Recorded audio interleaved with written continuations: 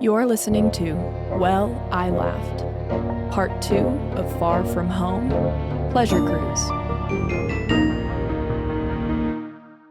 Hello. Hi, how are you? I'm good. How are you? I'm currently trying to figure out how to correctly use the phrase "unk" in a sentence.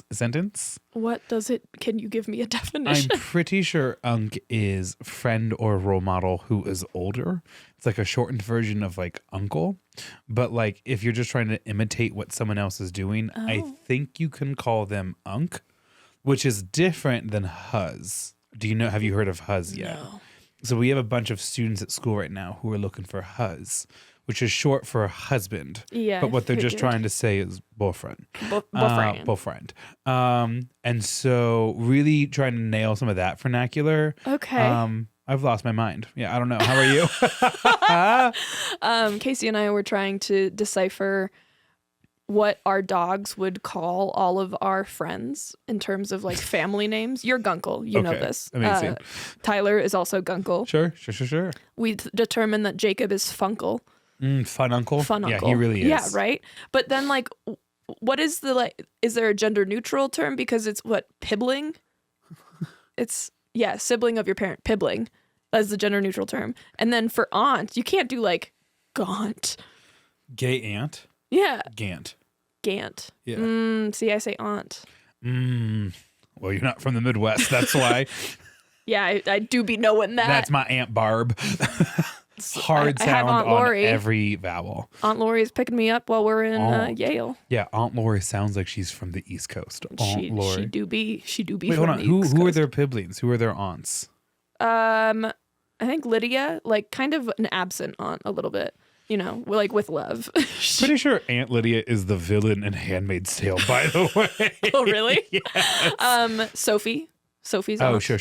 Sophie Lee, Sophie. Yes. And full then title, please. Full title. To me, she's just Sophie. Sure. Kelsey and Alexandra are both aunts. It's a good group. Yeah.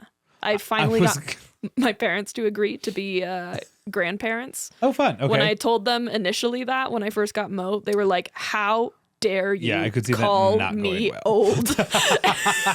And then she was like, I can be an aunt. And I said, that would make us siblings. That doesn't work. And so we nixed the whole familial thing. I was going to say, like, you're forgetting the other woman in the group, but it's you. Like, you are the other woman in the group. And I was like, oh, you know, you're probably mom. I'm mom. Yeah.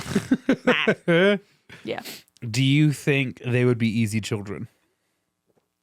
Bowser, I feel like, ironically, Monet would be an easy child because she is like pretty blatant with what she wants and what she needs and is not afraid to ask for it. But Bowser, however, clearly needs therapy and some medication, you know, like, and probably a nap. Might be applying to like Vassar or whatever when they get older, but right now we are moving the chips and dip away from him at Chili's. Really strong relationship with his creative writing teacher. Yeah. No, heard all of that.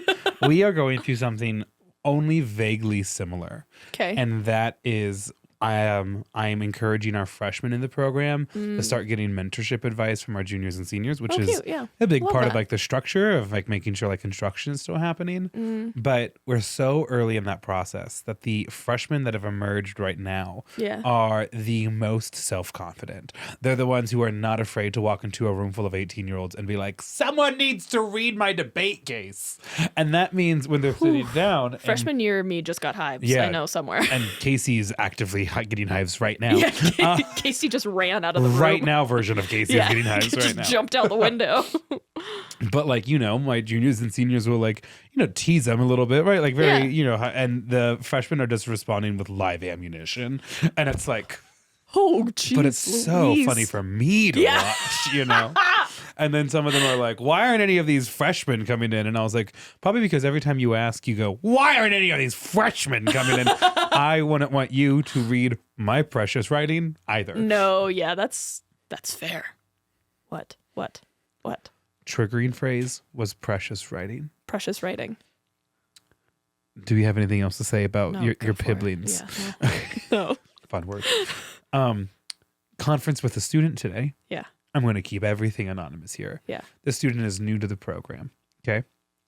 I asked this child how their work was doing in putting together the debate case.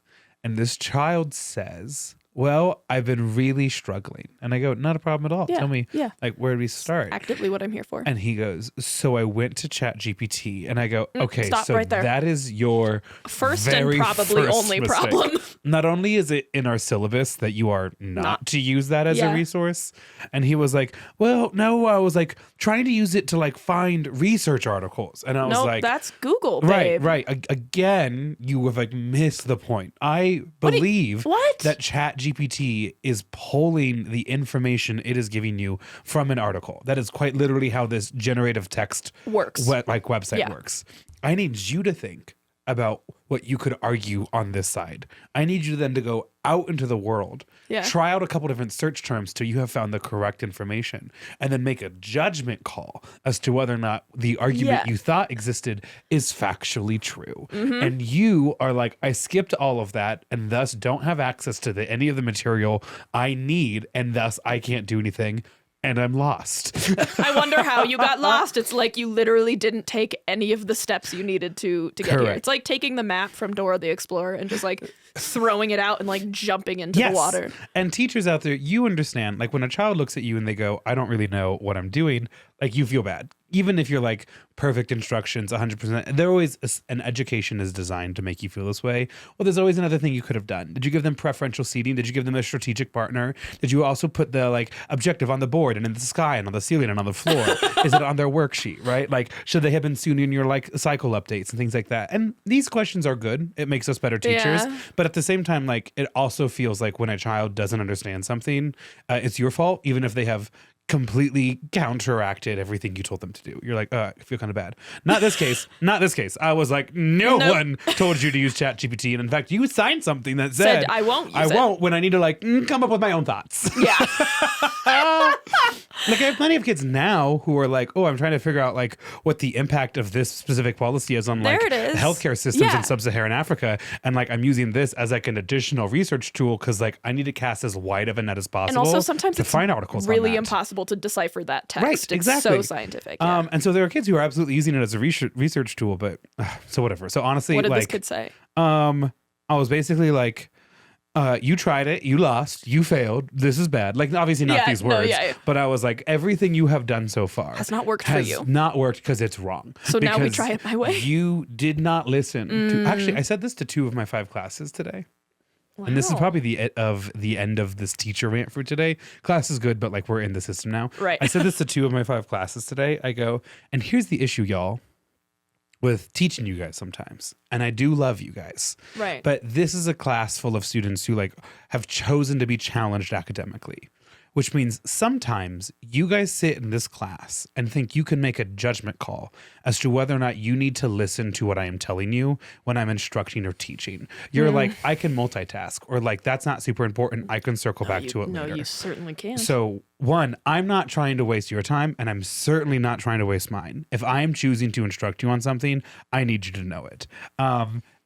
Those are just your instructions. Yeah. Second, you're not smarter than that. Like these are here to help you access the material. Right. And third, no one's going to get a handwritten invitation from me to participate in this class. So please stop acting like you are, right? Like I'm going to use your name just to like really trigger you here. Thank but you. It's like, hey, Maya, I'm giving instructions. I've asked for everyone's attention. I said out loud, hey, everyone, please go ahead and put your phones and AirPods away. Hey, everyone, I need your attention up here. And you just kind of kept working on your laptop. And I know you heard me because I just called your name very quietly and you looked up, which means you had up until this moment decided, I don't need to do that. And I'm letting you know that's not an option. I didn't say that directly to the children, but I was like, high level, so much none anxiety. of you are so smart that you already know my lesson plan, have figured out when to jump in and out, and can thus maneuver through here. And also, I'm not even touching the fact that it's hella rude and disrespectful. And I hit him with my favorite thing. 2 decades, 2 teaching certificates, and 2 degrees. I know what I am doing, and I need you to listen. Were you working? How long have you had that drafted? Since I started grad school a year ago. Yeah, there it is. No, it's been good, but like Do not use ChatGPT. Here is what you need to do. I don't have a lot of sympathy for you because you have opted out of all of the instructions that try to stop you from reaching this point. But like, I'm still here to help. So it's been a really good day. I have nowhere to go from there. Fair. When was the last time an authority figure shamed you and or you were failed by a subordinate? I don't even want to think about it. I don't know. Honestly, thank you so much for that opportunity. Because here's the thing. It's not shame. It's accountability structures. And that's on Brene Brown. No, I'm kidding. So Rose, it's your turn. I have news from the site. Amazing. My desk has been stolen again. Go off, queen. Dear listener, I go to site, my construction site that I work at, like 3 to 4 times a week. And I try to go Monday, Thursday, Friday, and then sometimes on Wednesdays. And the reason I don't go on Tuesdays is because that's the day of the week that everyone's shifts overlap. So that's when we have like 200% capacity instead of just the 100 that's there the rest of the week. And so I just decided early on, like, I don't need to be here for this. I'm like basically working on something completely different than these people are. And also this way I'm just one less person that is like in the middle of everything. So that's great. Unfortunately, that does mean that is also the day that all the new people show up to site and then they see that my desk is empty. And for example, I was out on PTO Thursday, Friday, and then it was Labor Day on Monday. And this guy came in on Tuesday and he was like, he messaged me and was like, hey, so-and-so told me to take your desk. I just wanted to let you know. And I was like, okay. And he was like, they weren't sure if you'd be back. And I was like, what do you mean? What do you mean they weren't sure? Did they think I died? Oh, you're supposed to be fired. Has no one talked to you yet? I was like, okay. That's fine. Just imagine you're like, is it true? I won't fight it. I just need to know. Like, is this mine or not? Just be honest. Exactly. Me and my coworker. I'm 5149. One way or the other. Me and my coworker Karen were like, honestly, I could just take a table outside because I already have a chair. Sure. Right? And and really no one would steal that desk. Sorry, hold on. Pitch this to me again real quick. I'm going to do something. Go ahead. Okay. I could take a table outside because I already have a chair out there. Yeah. And no one would steal it. Is that how far that thought gone? Yep. Okay, so that's obviously a no from us, right? Please go back to what I assigned you to do. Which is what? Because I showed up on what was it, Monday, and no one had any thoughts on where I should be sitting. No one was like, hey, we know we gave your desk away. We were thinking maybe you could sit here. No, it was dead. It was fucking crickets. I was like, yeah, sure, that's fine. That's a real good look for all of you for one of the few minorities, which is woman, and also actual minority. You haven't seen the pink trailer that we put outside for you? The other funny thing, we have, because we're all in trailers, they're not porta potties, but they're like fancy porta potties. So it's like a big ass trailer with 2 bathrooms. Sure. And they decided, I think like the week that I left for Alaska, that they were going to officially make one of those bathrooms a woman's bathroom. And they put like a code, like a door code thing on it. Okay. Which is kind of wild because it's a single like person bathroom, so like nobody needed to be gendering that. But anyway, so there's a key to it and then there's a code, and I wasn't there when our site manager was giving out the code, but he said in the email like, just find me whenever like you're on site again or you forget it and I'll give you the code. And I was like, cool. And I started asking around because I couldn't find the site manager. I was like, do you know the code? And they were like, oh, no, so-and-so has a key sometimes, but otherwise I just use the men's bathroom. And I was like, so we just have locked a bathroom. Ain't I a woman? And no one is using it because no one knows the code. You might work in a public school. I don't know how to break it to you, Maya. You might work in a public school. As we get more and more people on site, it's largely starting to feel like it. Bing, bang, boom. Okay, I'll tee off. First, the little bit that I was doing at the beginning, that was my reaction to my students pitching to me working outside on the picnic table. Okay. First, I immediately hate anything that could be turned into a college brochure. Okay, so we are not going to be teaching outside. That's so sad. Second, the picnic table is right outside my classroom, like near my window. Like literally right outside. Right, so it's super easy to keep track of them, but unfortunately, they treat it like we're at the Children's Museum, and as soon as they're outside, they just play the entire day of like, oh, LOL, it's a drive-through menu, oh, blah, blah. I can Maya, can you hear me? I'm outside and you're inside. And it's like, this isn't good content. Like, this also isn't what I directed you to do. Redundant and derivative. Yes, no, 100%. I'm like, it's not creative. It's not interesting. Yeah. Honestly, the only thing you're doing is waiting for me to turn away, and then you're going to try to climb through the window, which you know you're not supposed to do for your own safety, which you hate.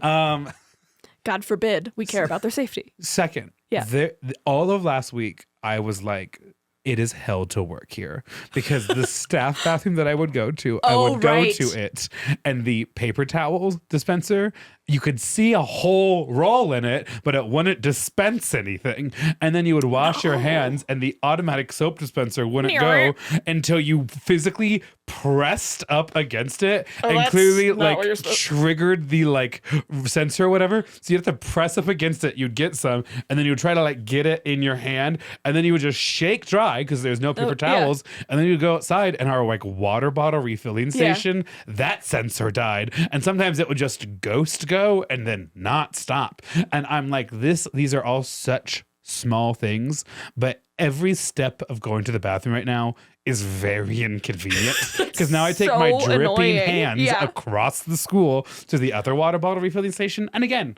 I know how trivial it is, but it's like one thing after another doesn't work. So and I'm like, close this building down. Yeah. The one difference between you and I is that I have a large snack stock of Costco snacks. A child on Monday brought me a giant chocolate salted cookie, and they go, this is an apology cookie for crashing out on Friday. And I reached and I grabbed the cookie and I go, you weren't crashing out on Friday, but I'm not giving the cookie back. So no, my snack supply is pretty irregular by comparison. I'll send you a picture next time I'm in there. It's pretty funny. Have you freed this bathroom finally? If not, I know the Trump administration is really interested in the number of bathrooms, more or less, who gets and who doesn't. Mm-hmm. It's a big fan of you being able to use the restroom, not a huge fan of you being in the workplace, but like, and you know, honestly fair. If you are going to allow women, then there needs to be only a place for women to use the restroom. Which is, I don't know. I got a text from one of my female coworkers. I was like, did you figure out the code? And I was like, no, I thought you would know the code, and you told me you never have known the code and also lost your key to the bathroom. So every bathroom in Trump's home is gender neutral, which is good because devils are genderless. Interesting. Yeah. I would read that book. Yeah, well, there it is. I think South Park is actually writing it right now. It's not a long book because Trump needs to be able to read it. I don't think he can read. I agree. That's the new, like, what, Leah Michelle that we all thought she couldn't read. We should Which all was like, start that about funny. Trump. Yeah. And now it's just like, oh. Leah Michelle can read. Yeah. Okay. Yeah. No, it was just like funny. Like, it was funny. But now this girl I think can read. She just can sing so well she doesn't have to do read. anything, and that includes read. Yeah. I think we should all collectively start that about Trump and just see where it goes. Pete Davidson has a real story about this. Have you heard it? Yes, from the Saturday Night Live Trump's thing. Trump's there for the live reading, and he like literally can't even do it. I forgot about that. Do you have access to Apple TV? Yes, I do. Okay. I'm sorry for like the huge jump in conversation. That's fine. It was like Pete Davidson, and then I had like all these like other actors that I think about him. Yeah. And I'm reminded of a show that I started watching while my parents were in town. Okay. It's called Shrinking on Apple TV. You're giving me too many shows. I just finished season 2 of Gilded Age. You're going so quickly through 10 hours of content per season. Yeah. Okay. It's put any kind of content in front of me, whether it's a book or a TV show, and I'll binge that. So I'm going to tell you a story from this show called Shrinking. This is not a spoiler. I'm only 3 episodes into the first season, but it's I've heard good things about it. Yeah. I love it. My parents love it. I think it won a bunch of awards.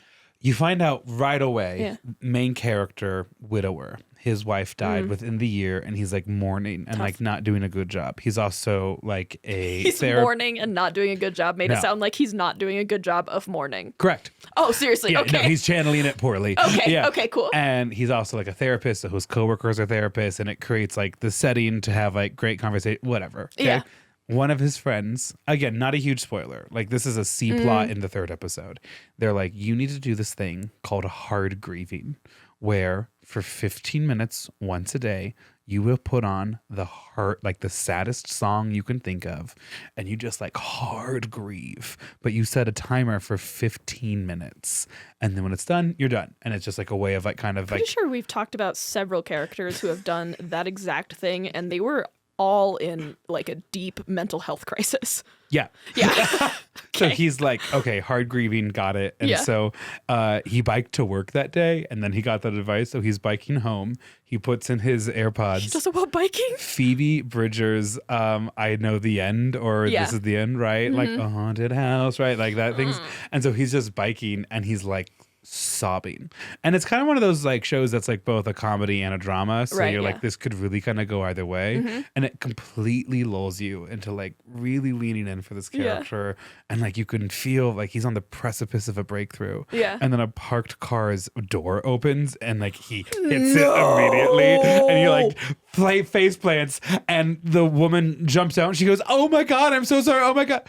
How are you already crying so much?" And he goes, "I was already crying when I hit you." And I was like, Maya. Hey!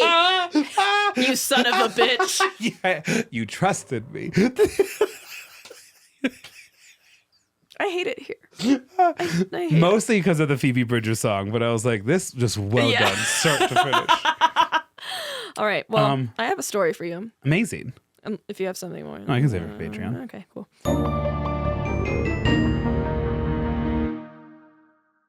Grant, has anything recently, like inexplicably, sent you into a rage recently? A child used ChatGPT today to... If you skipped the catch-up, you missed it.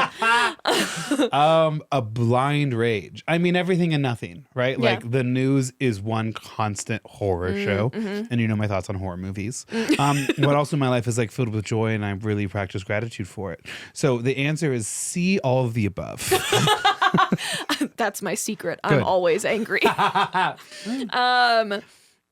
Do you think there's anything off the top of your head that could incite you to be violent against another human being? Not that I can say, and the FBI not have questions for me. But there is something. Sure. It's like 6 people who work at a building in that we sometimes call the highest court in the land. Like today they legalized racial discrimination and profiling. Wow, I'm so glad I wasn't on the news today. Yeah. Well, it's tough. Finding hard out to live. escape it. Sorry. Liza Minnelli outlives. Yeah. So, yeah, there are some things where I'm like, maybe it's time for political violence against my enemies. It agrees with me. Thank you.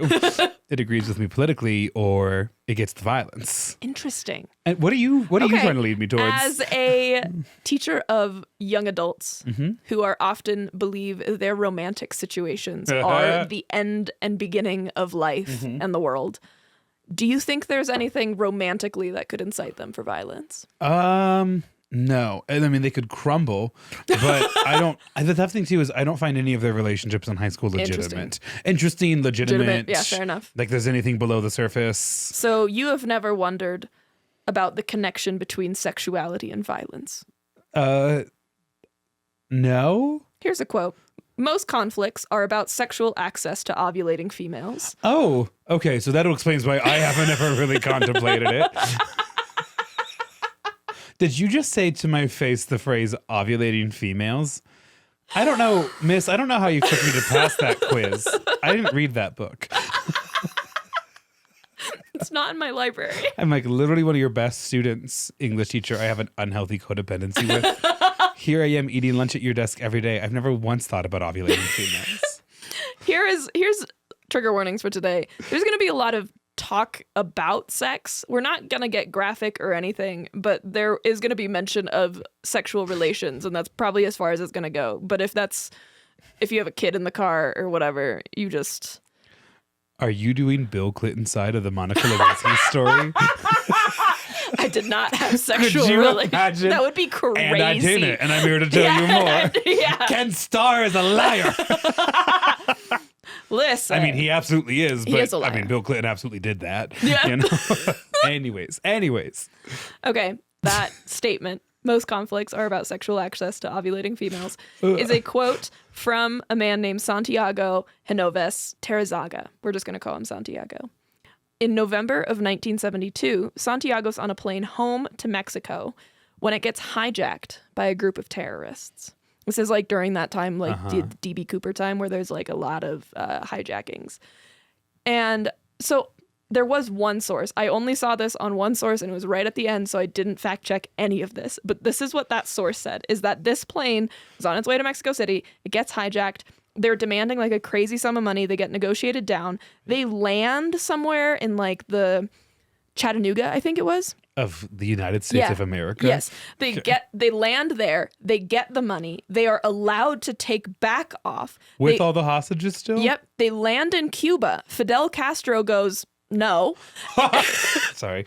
And then they land in Florida, where I think the FBI are waiting for them. There's like a shootout. Sure. And then the terrorists convince the pilots to take off again. And then they land in Cuba again, where Fidel Castro just arrests the hijackers and then releases the hostages. And that terrorist became the next governor of Florida, Ron DeSantis, who is obsessed with ovulating females.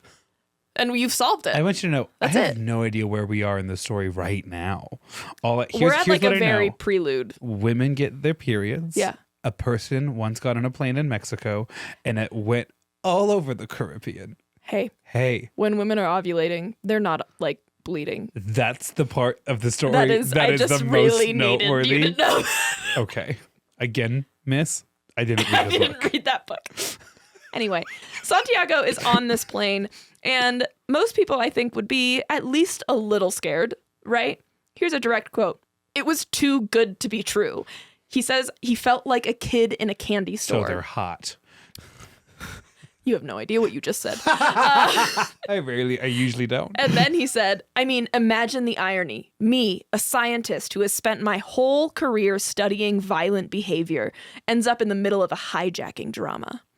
And then he realizes, actually, this like really isolated capsule of a plane is like the perfect place to study human behavior, because there's like no other outside influences, which, I mean, you could argue is not actually true. But so he starts thinking about ways that he could replicate this kind of experience to see what incites violence in humans. And do you know what he thinks of is... I'm going to take a guess. Yeah. Is it the Stanford Prison Experiment? No. Okay, I was like, this is the Stanford Prison Experiment a mile up. That's crazy. No. The Stanford Prison Experiment happens 2 years before what I'm going to talk about. Okay. It is highly related to the Stanford Prison Experiment. Put it on the timeline. I'm gonna. Yeah.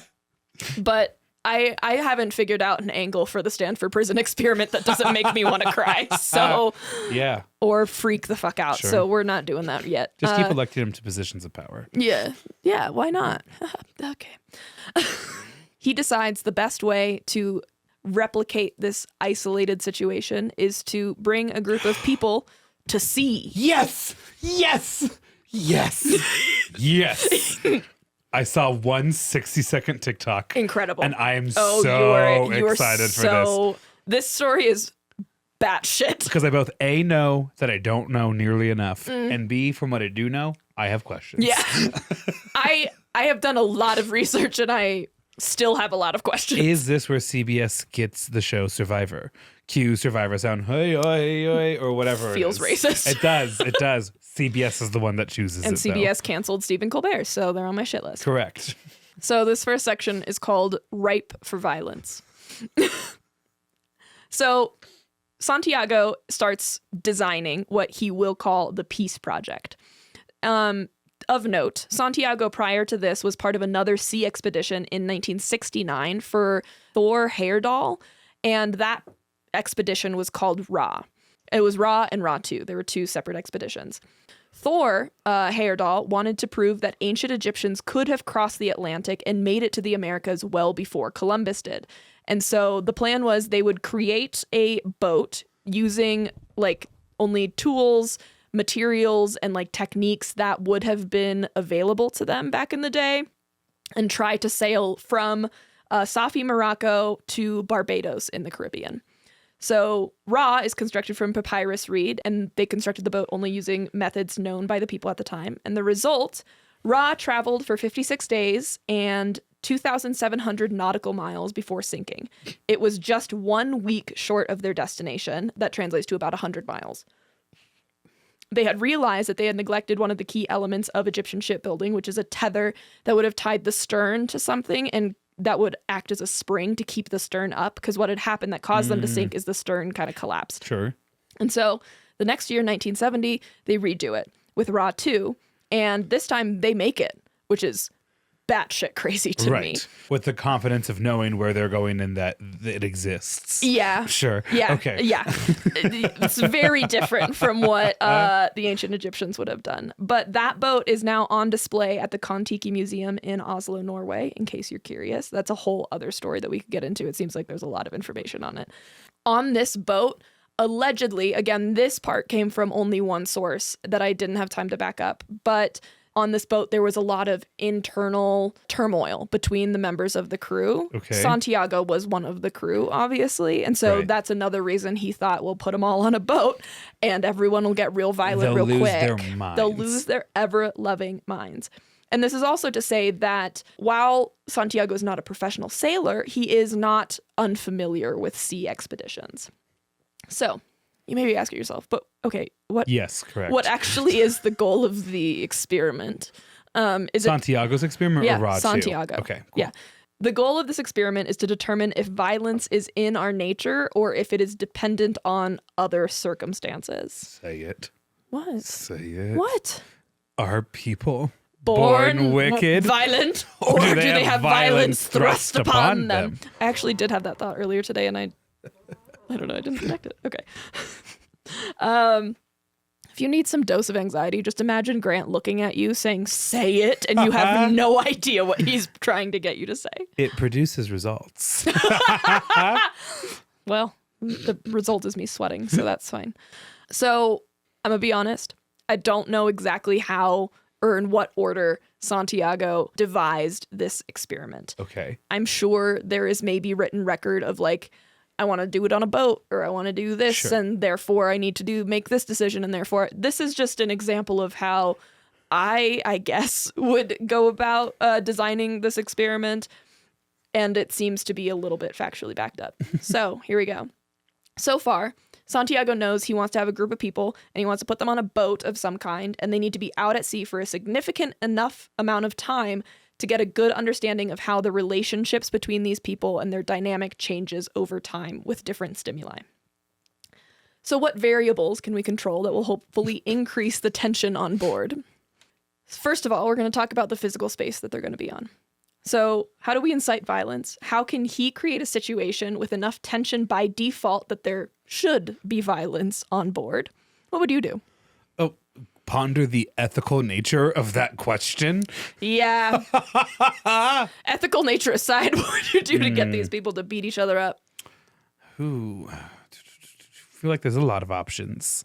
Okay. 12 people, 9 steaks. Kind of like first, like, have a lot, but not enough of things. Interesting. Okay.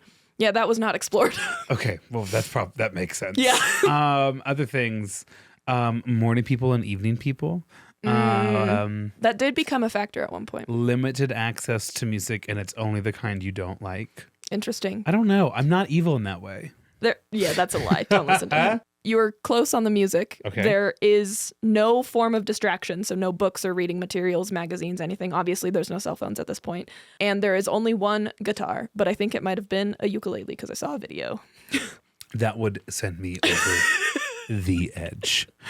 Just listening to bad renditions of Wonderwall for 3 months. I wish you would jump off that ledge, my friend. Take the guitar, solve our issues, and never come up again. World peace. So no. Oh, I see. You think none of this has to do with you. You take that, I don't know, guitar over there because you want to let the world know that you take yourself seriously as an artist to care what other people will think. But what you're blithely unaware of is that isn't a guitar, isn't a musical instrument. It's actually a weapon of torture. It works for everything. It really does. Anyways. He has yet to prove me wrong.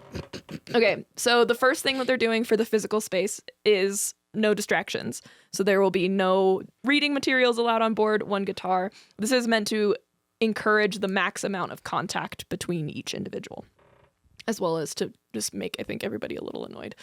No privacy. So there will be small quarters. Every moment that you have where you're like, I'm going to go for a moment of privacy, but you can say like, I'm going to go to the bathroom, or like, I'm going to go change really quick. Stuff like that, where you were expected privacy by like social norms, all of that's gone. Okay. For example, the bathroom was a hole over the side of the raft in full view of everyone else. Go piss, girl. Go shit, girl. Yikes. There was like a couple accounts. A hole? Oh yeah, I'll show you a picture once I describe the ship that we're on. Okay. To shower, there's like a ladder that kind of goes down, and there's like a cylindrical net that comes around the ladder, and I think there might be a platform at the bottom that you can stand on, but you kind of literally just stand along the side of the boat, and then you have like a bowl that you like lift down into the sea. The ocean? Or like up there and someone fills it, and then you like pour it on yourself to wash yourself. Isn't that crazy? And where are they sailing to? They're going to sail to Mexico, I believe. So they have like a common Cozumel. goal. Yeah, Cozumel. Yeah. Mm-hmm. So they have a common goal. They're going to start from the Canary Islands, go to Cozumel. Oh, wow. It's going to be 3 months. Yeah, That's it is. the anticipated amount of time. time. Yeah, it is. Yeah. Oh, my God. Yep. The other thing is that they're going to remove control from the people. So this boat will have no motor. It will have a rudder and a sail. And they're going to have a tugboat drag it into the right current and then hope they make it. They're going to rubber ducky this group of people. Yep. Okay. And then once they get close enough, a tugboat will come back out and then drag them into the harbor. Do any of them know how to sail? Santiago kind of knows how to sail. And he's going to be on the boat with everybody? Yes, he is. He's technically participant number 12. Okay. We will have a captain who is very educated, and she does know how to sail. Love it. And then we'll have another member that spent a lot of time living on a boat. Okay. Everyone else, I think, no. Also, a lot of people spend the good first month very seasick. Very funny that both of us chose far from home stories that features sailing across the Atlantic. Everyone here goes so far from home. I was gonna initially do the Malaysian flight that went missing. Sure. And then I don't know, it didn't feel like the right time. Didn't feel time for your magnum opus. Yeah. It's like I'm gonna need to go rabbit hole, like Dyatlov Pass level deep into that. So here we are doing this raft. Speaking of that, it is a raft. So he designs a boat, or should I say raft? The raft is custom built for this experiment. The hull measures 27 by 7 meters, which is about 39 by 23 feet.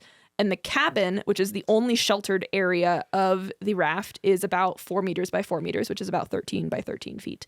It's designed by Jose Antonio Mandry and Colin Muddy and built in Newcastle upon Tyne in England. So I'm going to show you some pictures first, and then I'm going to have you read a quote from his book. Don't zoom, or don't scroll. These are pictures of the raft. No. Yeah. No. Mm-hmm. The second one actually looks so much worse than the first one. It's the same boat. Like, I know, but like maybe the fact that it's yellow. Like, what is this tubing? I think it's just the coloring. Yeah.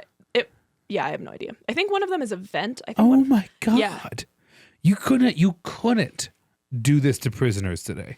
No. I mean, I'm sure the Trump administration is, but you're not allowed to do this. There's just so many rafts. It's not even really a boat. It's a floating platform. Yeah. Yeah.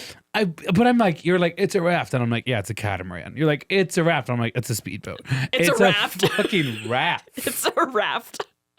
Like the raft he builds in Castaway. Yeah. Is honestly not that much lower than what I'm looking at right here. It's awful. How are they not sunburnt to death? How do they not all die of melanoma before they reach the Caribbean? I do think there is most likely sunscreen available, and they do spend a decent amount of time in that cabin. Is this the shower? Yes. Is that bucket you dip into the ocean? Yep. That's the shower? Yep. Is that the toilet bucket right next to it? No, I don't think so. I think the toilet might be on the other side. Yeah, I'm not sure if you can see it in those photos. No. Speaking of which, any crime, I'm saying right now, any crime they commit is justified in this story. So this... They just spent 3 months on the raft? No. This is... Again, don't scroll. This is the toilet. Friends, I am speechless. I'm sorry. Am I maybe at a lack of words? Like, it's literally just like a board with a hole cut out. Yep. And so then what you're not picturing is that the board is level with the boat. Yeah. So they have to like fully like almost lay down. And there's like nets on either side of Correct, them. but there's still so much open space below too. When he said no privacy, he said no privacy. Oh okay. So this is on top of the cabin, there's also a space to relax. So this is what it looks like on top of the cabin. It's a pit. Yeah, kind of. Noticeably, we're not getting any face pics. I'll show you some pictures of their face later. There's actually a decent amount of media. You just the way you said ovulating women means I'm like ready for this to try to become a pleasure cruise, and I just like smash a pass. You know, like a part of me is like, well, what is that situation? I need you to stay there. Okay. Stay in that vibe. That's the only place I have been, because everything else, waking nightmare right now. Yeah, waking fucking nightmare. Absolutely fucking awful. Okay, so yeah, they designed that raft, and then in this box is a quote direct from Santiago's book that he publishes after this event is over. Plot twist, they all survive. Everything's fine. You can root. I mean, don't really root for some people, but you can root for most people. You don't have to hold your breath. You don't have to hold your breath that something horrible is going to happen. This happens when he is in the midst of like recruiting people to join and then also overseeing the production of the raft. In the box. Yeah, it's just like a break between little chapters, but it's just so funny to me. I'm still worried about what will happen in case the raft should turn over. Mr. Muty says to me, quote, "So am I, Mr. Muty." He decided to study the possibility of attaching some balloons that would inflate automatically if we should turn over and return the raft to its original position. The raft is not safe. That's the title of the next section. The Mexican Admiralty gives us clearance, but not without noting beforehand that, of course, our raft does not fulfill the minimum marine safety requirements. Horrifying. Yeah, absolutely. Horrifying. So the raft will be called the Acali, which translates to the house on the water, and that is in a language called Nahuatl. It's a indigenous language originating in Mesoamerica, which is southern Mexico and northern Central America. Notably, they think maybe the Aztecs spoke it. One source called the Acali a motorless sardine can. Yep. Mm-hmm. That's been peeled open slightly so that way the oil can cook in the sun. Yeah. Yep. The raft has no engine, like I mentioned. It would simply sail towards the Caribbean. Sail also, when you first told that to me, again, I'm picturing a boat that's like roughly triangular in shape. Yeah. And then that there's a proper sail that goes up that like, you know, you can pull and you sail. No, this is more like a square platform. This looks with like what a kid would make. Yes. Like what you're drawing. Yes. Because then their sails are like essentially two large sticks that hope to catch the wind. It would be effective if it was on a pirate ship that was 200 times bigger. Correct. Maybe.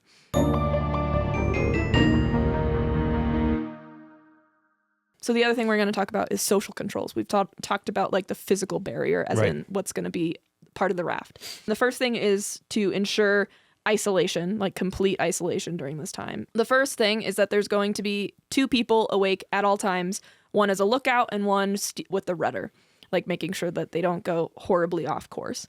The other is that there will be no support boats or support visits. There will be one stop in Barbados, like towards the end of the trip. But other than that, they will be in complete isolation. They will get a weather report every 2 days. And once every week, Santiago will send out an update on the status of the experiment. I thought, so they're going to be told the weather every 2 days. And then he will send out a message because he's on the raft. Yes, he is on the raft. Yes. Wow. Social controls. Wow. He's also going to put people in positions of power that are kind of against the social norm, aka women. Oh, sure. Yeah, according to... I'm already angry. Yeah. I thought you supported and believed women. Don't know where you got that. Look at me. I am the captain. a moment that will also happen again later. Oh, shit. Okay. Yep. According to Santiago, this was to mimic the growing equality between genders. Yeah, what would happen if we were all equal? Let's cosplay. Let's see what happens. Let's actually just totally flip the script. Let's actually, so women are going to be given all the key roles, while the men would be in charge of what he calls the more menial tasks. This is an actual quote from him. I wonder if having women in power will lead to less violence or more. Maybe men will become more frustrated when women are in charge and try to take power. He also makes a statement later on that the men will be doing the less significant tasks. Sure. Which is like, okay. That's where we excel at. And also, like, just say that you don't think washing dishes is necessary on a boat that you're going to be on for 3 months. Women's work. Yeah. Gotcha. Exactly. And like cleaning things. There is some that are like physical strength, like lugging water around, cleaning the deck. But it's also like, you just said the quiet part out loud, my dude. In a boat that's going to move very slowly for 3 months, the actually most important thing is keeping this space a place we can live. Yeah. Yes. But whatever. Yeah. So the other part, the sexuality connection with violence. Good. Ultimately, sexual. Ultimately, the goal of this experiment is not geared towards sexuality. It's geared towards violence. And his hypothesis is sexuality is a key element of violence. So it is going to be kind of an important part, but it is something that the media will twist. Can I just say? Yeah. Obviously, this is sarcastic. Yeah. But shout out to the 70s where universities were like, what? A new and creative form of torture no one's ever thought of before? Do it. As a psychological experiment? Well, we say yes. Stanford. Literally everything. Yeah. Like everything from the 70s. They're like, we came up with a way to torment humans on a subconscious level. And this is what my doctoral and it's thesis. Free love. Exactly. And now we study it in the 2010s and 2020s, and they're like, obviously we could never that's do this illegal now. on like so many levels. They did. So let's take a look at it. Let's see what happened. Now I'm just thinking about the Stanford experiment. Amazing. Sorry. Okay. So another item he wanted to test was the potential connection between sexuality and violence, because he had seen a study, I believe that happened in the United States some years prior. Quote, scientific studies with monkeys have shown that there is a connection between violence and sexuality, because we're all just monkeys. Sure. Anyway, where most of the conflicts among the male monkeys are about sexual access to ovulating females. To verify that it is the same for humans, I have selected participants who are sexually attractive. And because I'd have sex with all of them, is what Santiago is saying. Yep, 100%. Beautiful. Yep. And because sex is related to guilt and shame, I have placed among them Bernardo, a Catholic priest from Angola, to see what will happen. So he's like, hey, I don't know if anyone else, and this has nothing to do with me being closeted gay, but I both like sex and it fills me with shame and regret. So I have created my dream scenario, me, 10 of the hottest singles you have ever seen, and a man to remind me God is watching. Yeah. That sounds all good. Good. So he wants one of our friends' fantasy. Yep. Yeah, okay. Obviously. That was clear. It's always so special when we do stuff like that. Yeah, no, I fully understood what you said. Okay. As far as who to choose, aside from Bernardo, to be clear, Bernardo is not the first person he chooses. That's just how this story is being told right now. He wanted to choose a crew of strangers from completely different races and religions in order to create a true, quote unquote, microcosm of the world. But only a hot microcosm of the world. A hot, multiracial, kind of a Noah's Ark of all the hotties of the different races. What happens when we're all together? Let's find out. So he's like, this is a great experiment because it's going to be like, what happens when women's in charge? What happens when there's racial equality? Those are two things we can test at the same time. What happens if we're all sexually attracted to each other? A third thing we can still test at the same time. Thank you, Grant. Thank you, Grant. No, I don't think it's too many variables at all. Why do you ask? No, we'll know which one is changing. We'll know which one is causing the violence. Obviously. Literally, what the fuck? It's like, listen, and I'm sorry, but like, just asked to be choked a little. You know, like that's like, it just kind of feels like that's what this whole men will literally spend 3 months on a raft before communicating clearly their physical needs and desires. And kind of just dragging 11 people along. Now, these people are volunteers, yes, right? They are, okay, so they're also stupid, but in their own different ways. Some of them have very good reasons for escaping their current life. some of them are just genuinely looking for an adventure. No one talks about how important it is that Love Island is out there to help service the small population of people who would say yes to something like this. Listen. I would prefer to be tested emotionally, physically, and sexually on live national television, locked in essentially a prison of my own design. If this happened today, it would be just a reality TV show. It's actually called The Ultimatum Queer Love. I don't know if you've seen it or not. You watch it. And crossover with Survivor. You watch it and you're like, yo, we can't keep making episodes. The Supreme Court's really going to take away our rights here. We can't be acting this foolish on Netflix, okay? This is too public. Amy Coney Barrett is going to see this and fly into a blind Catholic rage. And tear up wedding certificates with her bare hands. How we know what causes violence. Correct. Because of the racially diverse, sexually attractive workplace known as the Supreme Court she works in.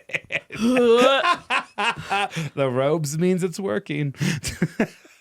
I don't know where we are. I don't either. Okay. So he wanted to choose a microcosm of the world, right? In his book, he talks about how kind of the races of who he chose, and there is a good kind of smattering from across the globe and different religions and identities, not sexual identities, because we don't have time to get into that variable. Not yet, at least. Not yet, at least. And then he was like, and then people ask me why I didn't include people from this part of the world and why I didn't include people of this religion. And my response is, well, we're not the UN. Jesus Christ, It is the famous Will Ferrell line from the SNL skit, High School Cast List. Hamilton casting rules, which means any race for any part, unless, of course, it strikes me as weird. Yeah. To add more personal turmoil, so another thing, he wanted to add people from kind of all over because he thought the social, political, cultural tension could add to the violence aspect of it. Another thing that we're testing. To add more turmoil, he also would ideally like to include people who are in relationships or married and have children at home waiting for them. Oh, but not married together. He just wants one of the two married couples. He wants you to be married, but you can't do the trip with your partner. Yeah. Which, I mean, God, why would you? But that would be a cause for violence.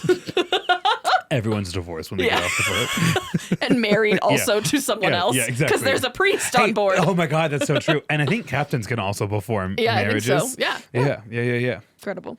Okay. Well, my honeymoon was also the last trip I took with my first husband. Now, wait a minute. Okay. So he has several roles to fill, obviously. He does need some people that know how to do certain things in order to make this 3-month journey. For example, he does need a captain. He needs a doctor. Ideally, he needs a navigator. He needs some radio operators, as well as some others. He needs a priest. It sounds like the setup to a joke. I know. A doctor, a captain, and a priest walk into a boat together.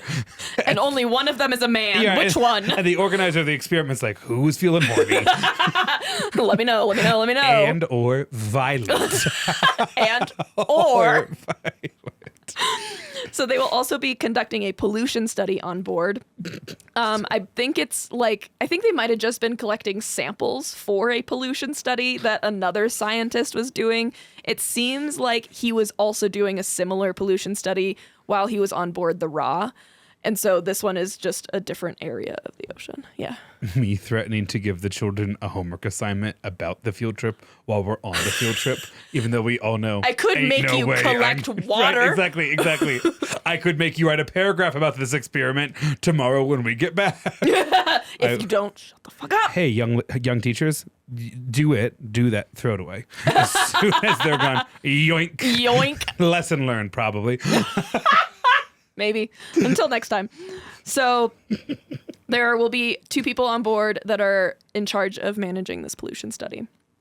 And of course, he also wants the journey to be documented, so he needs a cameraman as well as a photographer.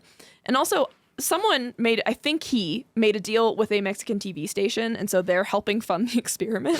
That TV show did not get made, I don't think. That's but too bad. The film is still around. There is a documentary. Oh, now's a good time to tell you my sources, because there actually aren't that many. Like a shocking lack of sources for something that is so crazy. First of all is Santiago's book. It's called Get ready for this mouthful. The Acali experiment. 5 men and 6 women on a raft across the Atlantic for 101 days. So he doesn't count himself as part of the 12 people? Nope. But he does in like a lot of other documentation, Good. which is crazy. An article from The Guardian, an article from The New Yorker, an article from the Sunday Telegraph, and 2 podcasts. One, the Compendium podcast, Our Friends, and then Do Go On podcast. And then another article from like Cinemaholic about where these people are today. And that's like quite literally almost all I could find on this. I love it. So he puts out an ad across the world. That ad reads as follows. Expedition leader looking for volunteers to sail on a raft across the Atlantic. Duration, 3 months. Males and females, preferably married, but participation without spouse. Age, 25 to 40. Okay. So he's setting his Tinder profile, his distance, his age range. Whole globe. Good. Okay. And then he says, hundreds apply. I only select 11. I think 10, actually, because Bernardo was already part of the crew. Yeah, okay. Priest. Well, that pool was just a lot more limited. So meet your characters. What's the sound? Da, da, da. Thank you. I was doing like when 11 people stop being friends and start being really alive on a boat right now. Did you ever watch The Real World? It was like, so we decided to have a little social experiment. I know I'm not getting the words exactly right. What happens when 11 people stop being fake and start being real? Real World. The Real World. Did you never watch Real World MTV? No, I didn't. I wasn't allowed to watch MTV, I don't think, as a kid. Wow. Yeah. Well, very different lives we lived. Da, da, da, da. Santiago Genovés Terrazaga, 49-year-old. I believe he's a Spaniard, but was living in Mexico. He is married with 1 child. The role he will play on the boat is behavioral studies, obviously. And in real life, outside of the boat, he is an anthropologist, and he is a faculty member at the National Autonomous University of Mexico. Okay. Next. Da, da, da, da. Maria Bjornstam, 30, female from Sweden. She is Swedish. She is divorced, but she's in a new relationship at the moment. Her role will be captain. In real life, she is the first woman in the world with a professional sea captain's degree. She had her degree for about 3 years now, and she was working as a merchant marine officer. This is a quote from her. Quote, I couldn't imagine crossing the Atlantic in something that looked like a tin box that wasn't possible to maneuver. So she's clearly thrilled about this. Right. Her dream vessel. I think she also gets like contacted by Santiago. Like he finds her and it's not her finding him. Sure. Yeah. And so she says yes. Da, da, da, da. Edna Jonas. Okay, yeah. Sorry, in his book, he used pseudonyms for all of them. So next to all of their names, I have what their pseudonym is so I could like decode his book. And so I was like, Edna Jonas, aka Teresa. What does that mean? Edna Jonas, 32, female, Israeli. One source said she was Czech but living in Israel, TBD. She's a divorcee but also in a new relationship, and she has 2 children. Her role is of a doctor. Apparently, he specifically wanted an Israeli doctor.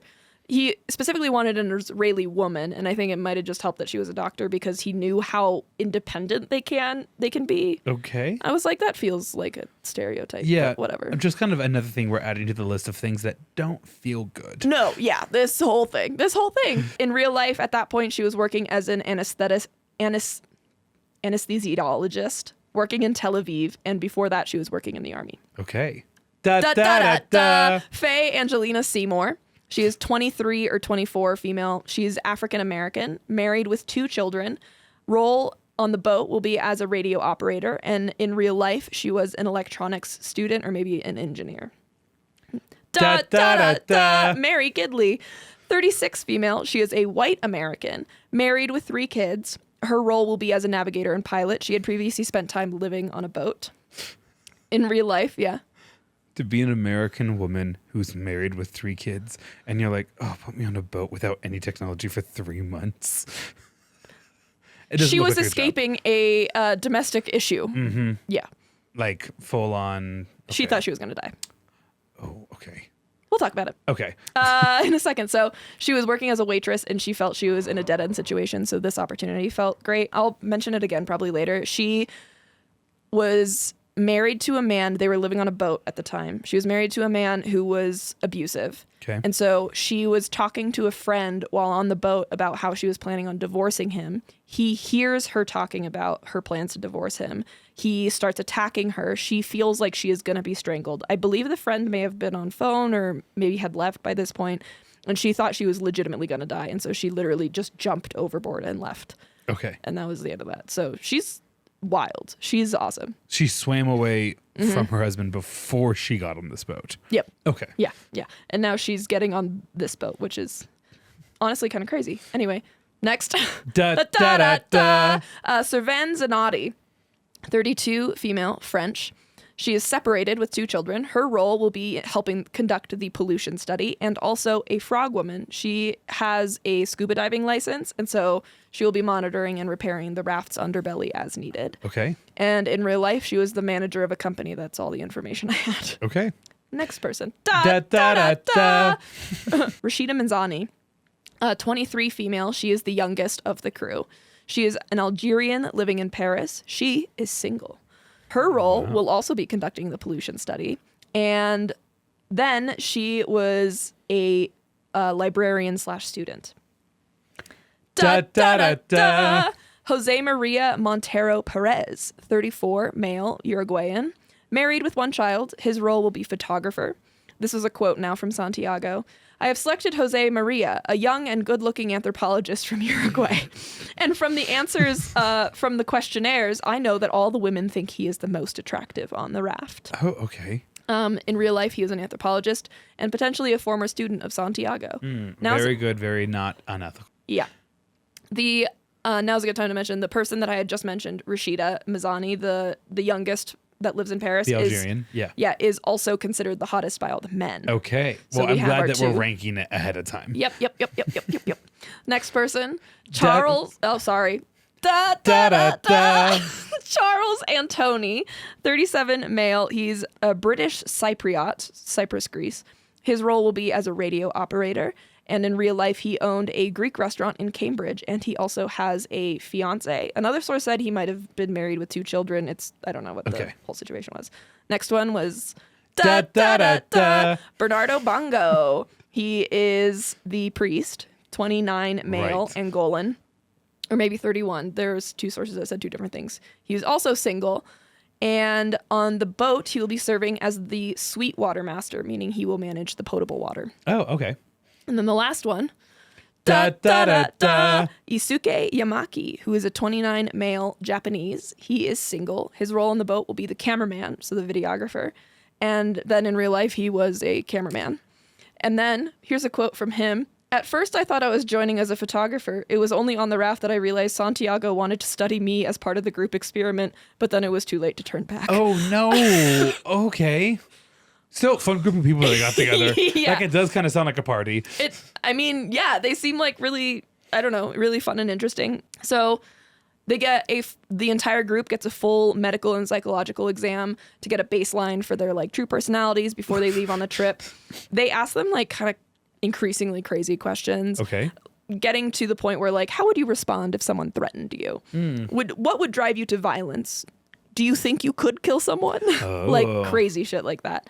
And with that, the next thing we'll talk about is the kind of the procedure for how Santiago is going to measure the changes throughout time. But do you want to refresh? Probably. Yeah. All right.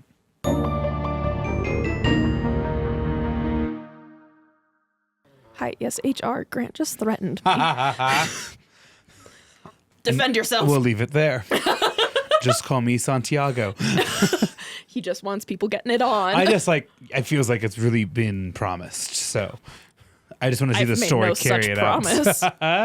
Okay, the procedure for how Santiago is going to measure things. First and most importantly, Santiago is always going to be writing notes and observing the members of the experiment, the crew members, as I'll call them.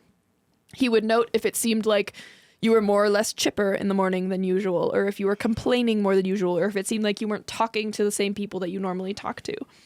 And beyond that, he had a few weekly tasks for the crew. For example, there were weekly questionnaires digging into their relationships with themselves and with each other. And then also, each week, he had them do a graphological test. He asked them to draw a tree. Where is he storing all this paper? They're on the ocean. Yeah, I've actually thought about that a lot in the last several days. Like, it has to be a huge trunk. Yeah.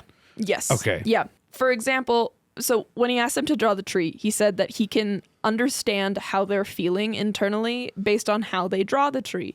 For example, big and steady roots signal harmony and stability, while many branches in different directions is a clear sign of aggression.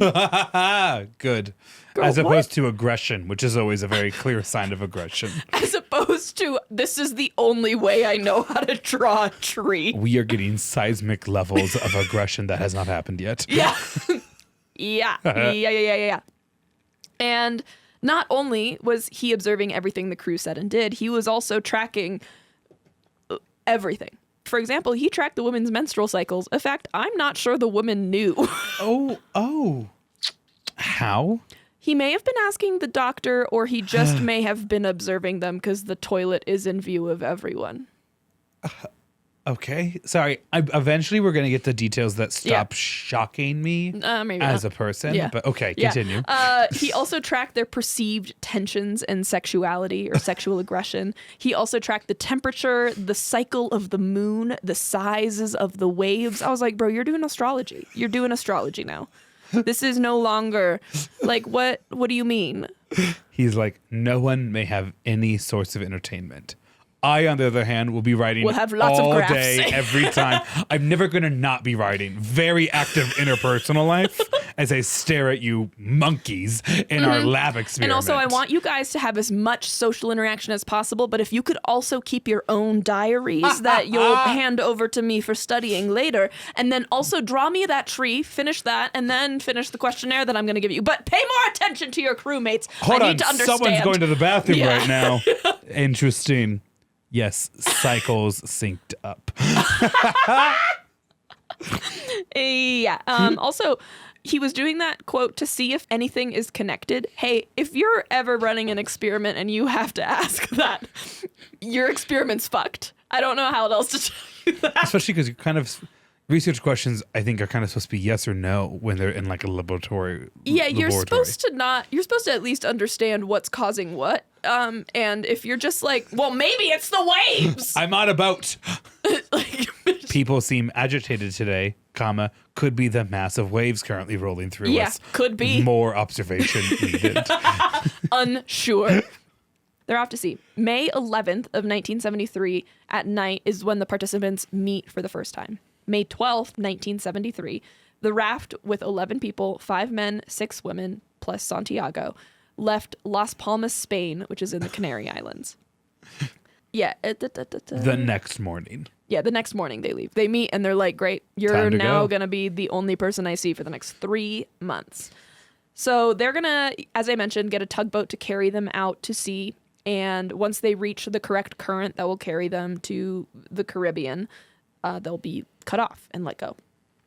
Already, there's drama because Captain Maria's boyfriend at the time, who was aboard the towboat, suddenly radios them. And he has read the contract Maria was supposed to sign and that everyone else on board was supposed to sign. And Maria's role off the boat is what specifically? Off the boat? Yeah. She's like a crewmate or something, like basically a captain. Like she does this for work. Yeah, okay. She's a Sweden. Okay. Yeah, she's a Swede. At some point, I think they are talking in Swedish, and the entire group like acknowledges that they need to speak in a language that everyone else can understand. And so this whole conversation happens in English, but which I is find wild. An accent so sexy. And I do. And I will. So this boyfriend has read the contract Santiago has made everybody sign. Upon reading it, he says it's, quote, seems to be a slave contract, really. Oh. It says that you should give up your body, your mind, and everything to Santiago. Is that the method of a scientist? No. That's a direct quote, what he says to Maria. He's like, I might be a tugboat captain, but this doesn't seem like something a doctor should be doing. And essentially, they're on the boat. Already. They're getting pulled out to sea, and he's like, it's me or that raft. Wait, really? Yeah. And she's like, I'm going to stay on the raft. I just kind of feel like I made a pretty big commitment to this raft. Also, like, what are they going to do if I leave the raft? Ultimatum where you think you get to decide what I do with my life is the quickest way to get me to dump you. I don't think Maria was actually choosing not him. I think she was choosing against the person that just gave her an ultimatum. 2 quickest ways to lose me. Yeah. First, give me an ultimatum like that. Yeah. Okay. Second, tell me you talked to ChatGPT about our relationship. Nuclear level ick. Like, I'm not going to be able to, and Would I'm that so incite sorry. Violence? Yeah.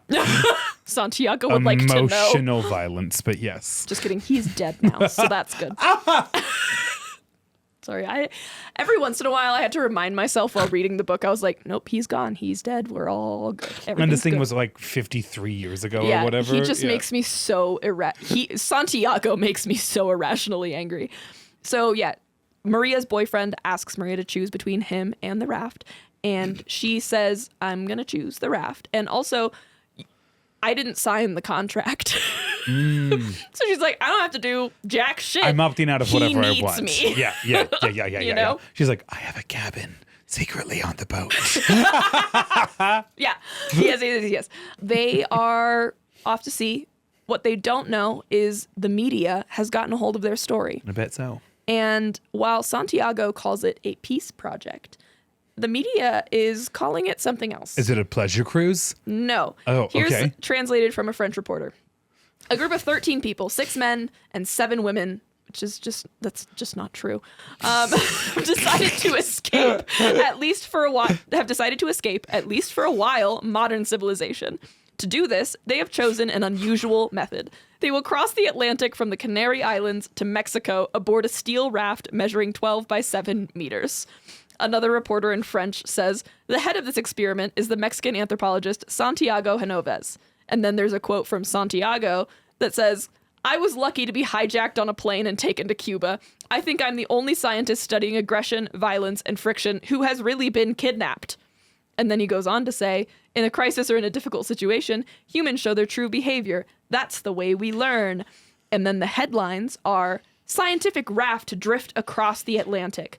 That raft sails today. Skipper is a Swedish woman. And then they start calling it the sex raft. How they weren't immediately leading with that.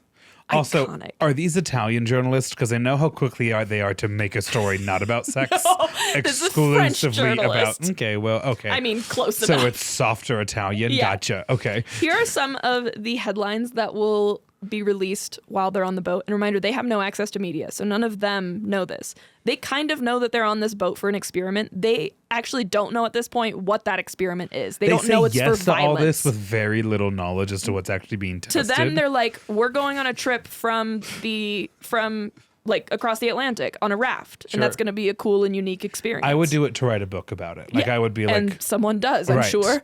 Between the sea and the sky, my time with 11 criminals. It writes itself. It does. Thanks to ChatGPT. Sorry, go ahead. So here are some of the headlines aside from sex raft. Professor Sex. Sex experiment, whatever, the EX is combined. Sex experiment. The girls on the sex test raft.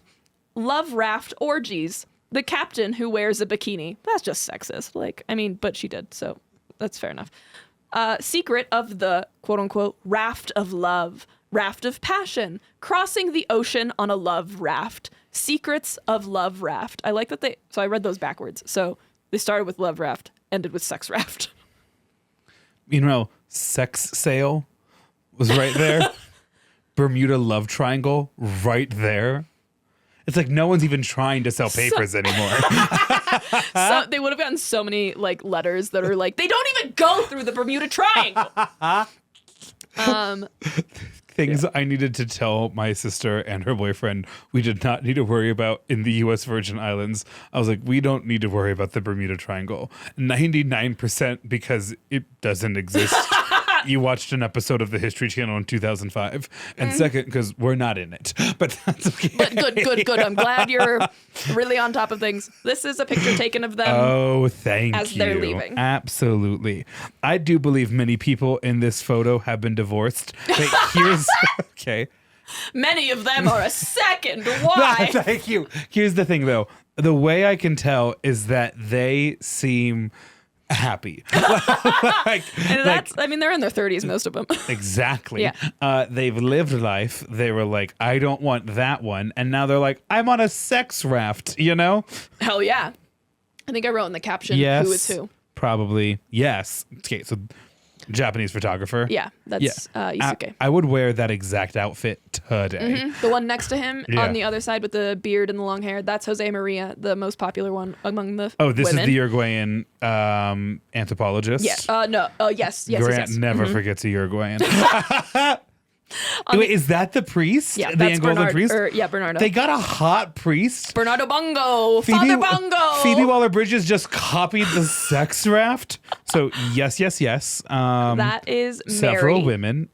Mary or Maria? That's Mary. And then next to her is Edna. Okay. On the other side of her. These glasses are just killing. I know. She's so much hair. It's going to be so full of volume when she's done. Oh, yeah. That one in the very middle, that's Maria. Okay. She's like honestly so pretty. Honestly, it reminds me of some young photos of my mom, so I'm not going to comment on her appearance at all. That's fair. Teresa, you a hottie. Yeah, I mean. Next one is Faye. Okay.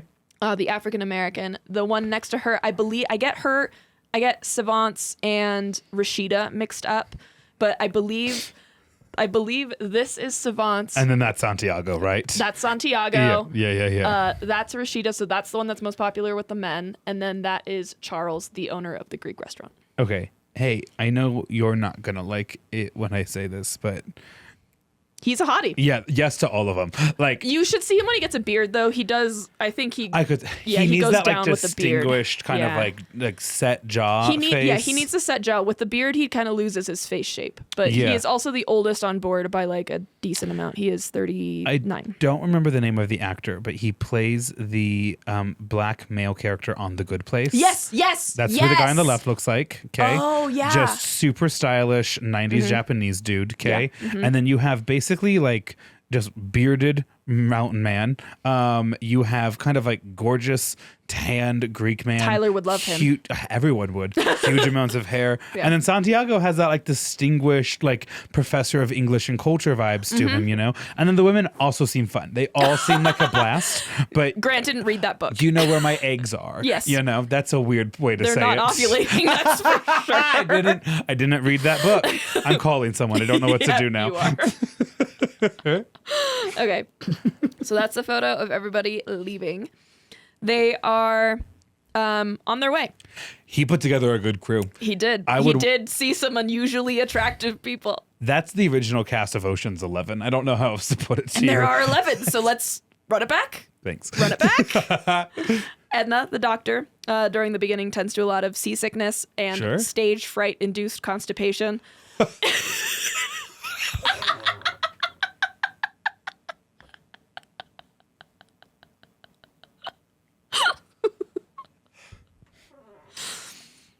Clocking it. I'm 32 and a half. Yeah. First time 8 years have ever heard that phrase before. Good. Stage fright induced constipation. So no notes. The idea is you can go poop in the middle of the day and that's fine, but people are watching you. Or stage fright from that, not from their every second being monitored. Well, also that, but also like they're literally pooping in full view of like everyone. I think I would actually have so much easier, but you know me. Yeah. I'd have so much easier time pooping in front of everyone and so much harder time pooping above the ocean like that. That's fair. That's fair. At one point, I would just be clenching out of nervousness. I was going to fall in. At some point they do notice that there's fish eating their feces. Yeah, duh. And then they catch one of the fish. Again, duh. I was like, this is too much. They clearly didn't plan ahead for a 3-month raft voyage. Sharks are going to start following you at a certain point, I'm sure. Okay, so yeah, you can poop kind of in full view of everyone, or you could wait till nighttime when there's only the 2 lookouts, and then you could go poop. But then you run the risk of the water touching your ass while you're sitting there, because the waves are pretty big when you get out to sea. And someone described it as like icicles, just touching you. No. I will be doing that in the light of the sun. I will be having you hold my hand as I edge my way over. We're doing this together, or I'm taking you in with me kind of stuff. Yeah. Awful. I'll hold your hair as you vomit from seasickness. Because I will. You'll hold my hands as I... Yeah. And they do a reunion for a documentary. I'd watch it on MTV, ABC as a lead into The Golden Bachelor. I'd watch every second of it. Okay, the other source that I didn't mention, because I think I forgot to link it now that I'm thinking about it, is called The Raft. It's available a lot of places. I bought it off of Amazon Prime Video just because that's where my card was linked. It's also available on Apple TV, and it's available in a bunch of other places. It was at a couple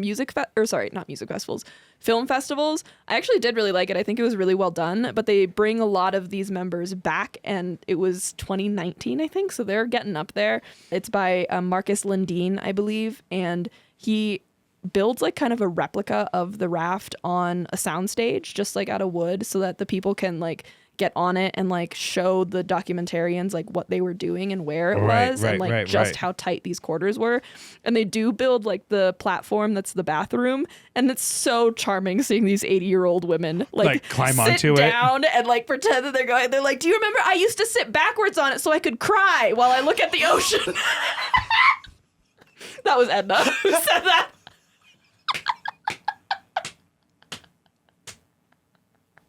Send America's harshest prisoners on this raft, and in 3 months they're more reformed. Oh, here's what I was gonna say. Faye said they were talking about like their time, and they were talking about like getting into the second month of the trip, and Faye was like, yeah, I remember that because I was just now feeling okay from the seasickness. And I was like, me too, girl. God. Awful. Okay. They have no way to entertain themselves aside from each other, right? So they're getting together. They have a lot of their meals together on the boat. They sing with each other. They tell each other stories from their life on land, and they play guitar/ukulele. There is a video in the documentary of them like play fighting. I don't remember who it was. I think it was Edna and maybe Faye. But the entire time I was like, now Kith. Now Kith. Now's the absolutely. time, Kith. Absolutely, yes. Mm-hmm. After the first few days, though, they do start to get a little bit bored. Like the novelty wears off. Sure, you know? They got to start experimenting with each other's bodies. Again, and joking. Grant's threatening. Do whatever you want. Noted. Relationships have started to develop, and it's affirmed that Rashida and Jose Maria are, in fact, the most popular among the opposite sex. I could see that. Yeah, Charles, who has a fiance and or wife and 2 kids, whichever source was correct. Charles is the Greek owner? Greek restaurant owner, has started flirting with Rashida. Good. And yeah, Rashida is obviously the most popular among the men, so a lot of them are flirting with her. Later on in the trip, a lot of the men will complain that she is like always asking for help on things, and it's like, whoops. So now we're at the end of week 1. Especially when you have nothing but time to figure out how to do something. Also, I understand that open relationships are way more common in my community of like gay men specifically than they are elsewhere. But I do kind of feel like if you're married and this situation's happening, you have a conversation where it's like, hey, you have a hall pass. I don't want you to see them when you get off the boat, but like... do whatever. Right, yeah, exactly, that's fine. exactly. Yeah. Try not to come home with a kid. I forget pregnancy is a concern sometimes. I think that would have to be a conversation. Most of them are on contraceptives. Okay, great. I believe great. there is a note about that in Santiago's journal, which made me deeply uncomfortable. End of week 1. Quote from Santiago's book. I note that false modesty has been overcome and the toilet doesn't bother anybody anymore. Sorry, false modesty? But you're making everyone shit in front of each other. What do you mean false modesty? Go shit, girl. Go shit, girl. Santiago notes what the best co-ed relationships seem to be, as well as the best like man-on-man. Yeah, no, I've been thinking about it. As well as the best like MLM. friendships are, I guess. Between Isuke and Mary, there is a relationship forming, and Servan and Jose Maria. There's also Edna and Rashida have also taken an interest in Jose Maria. So there's already a bit of a what is that, a square forming.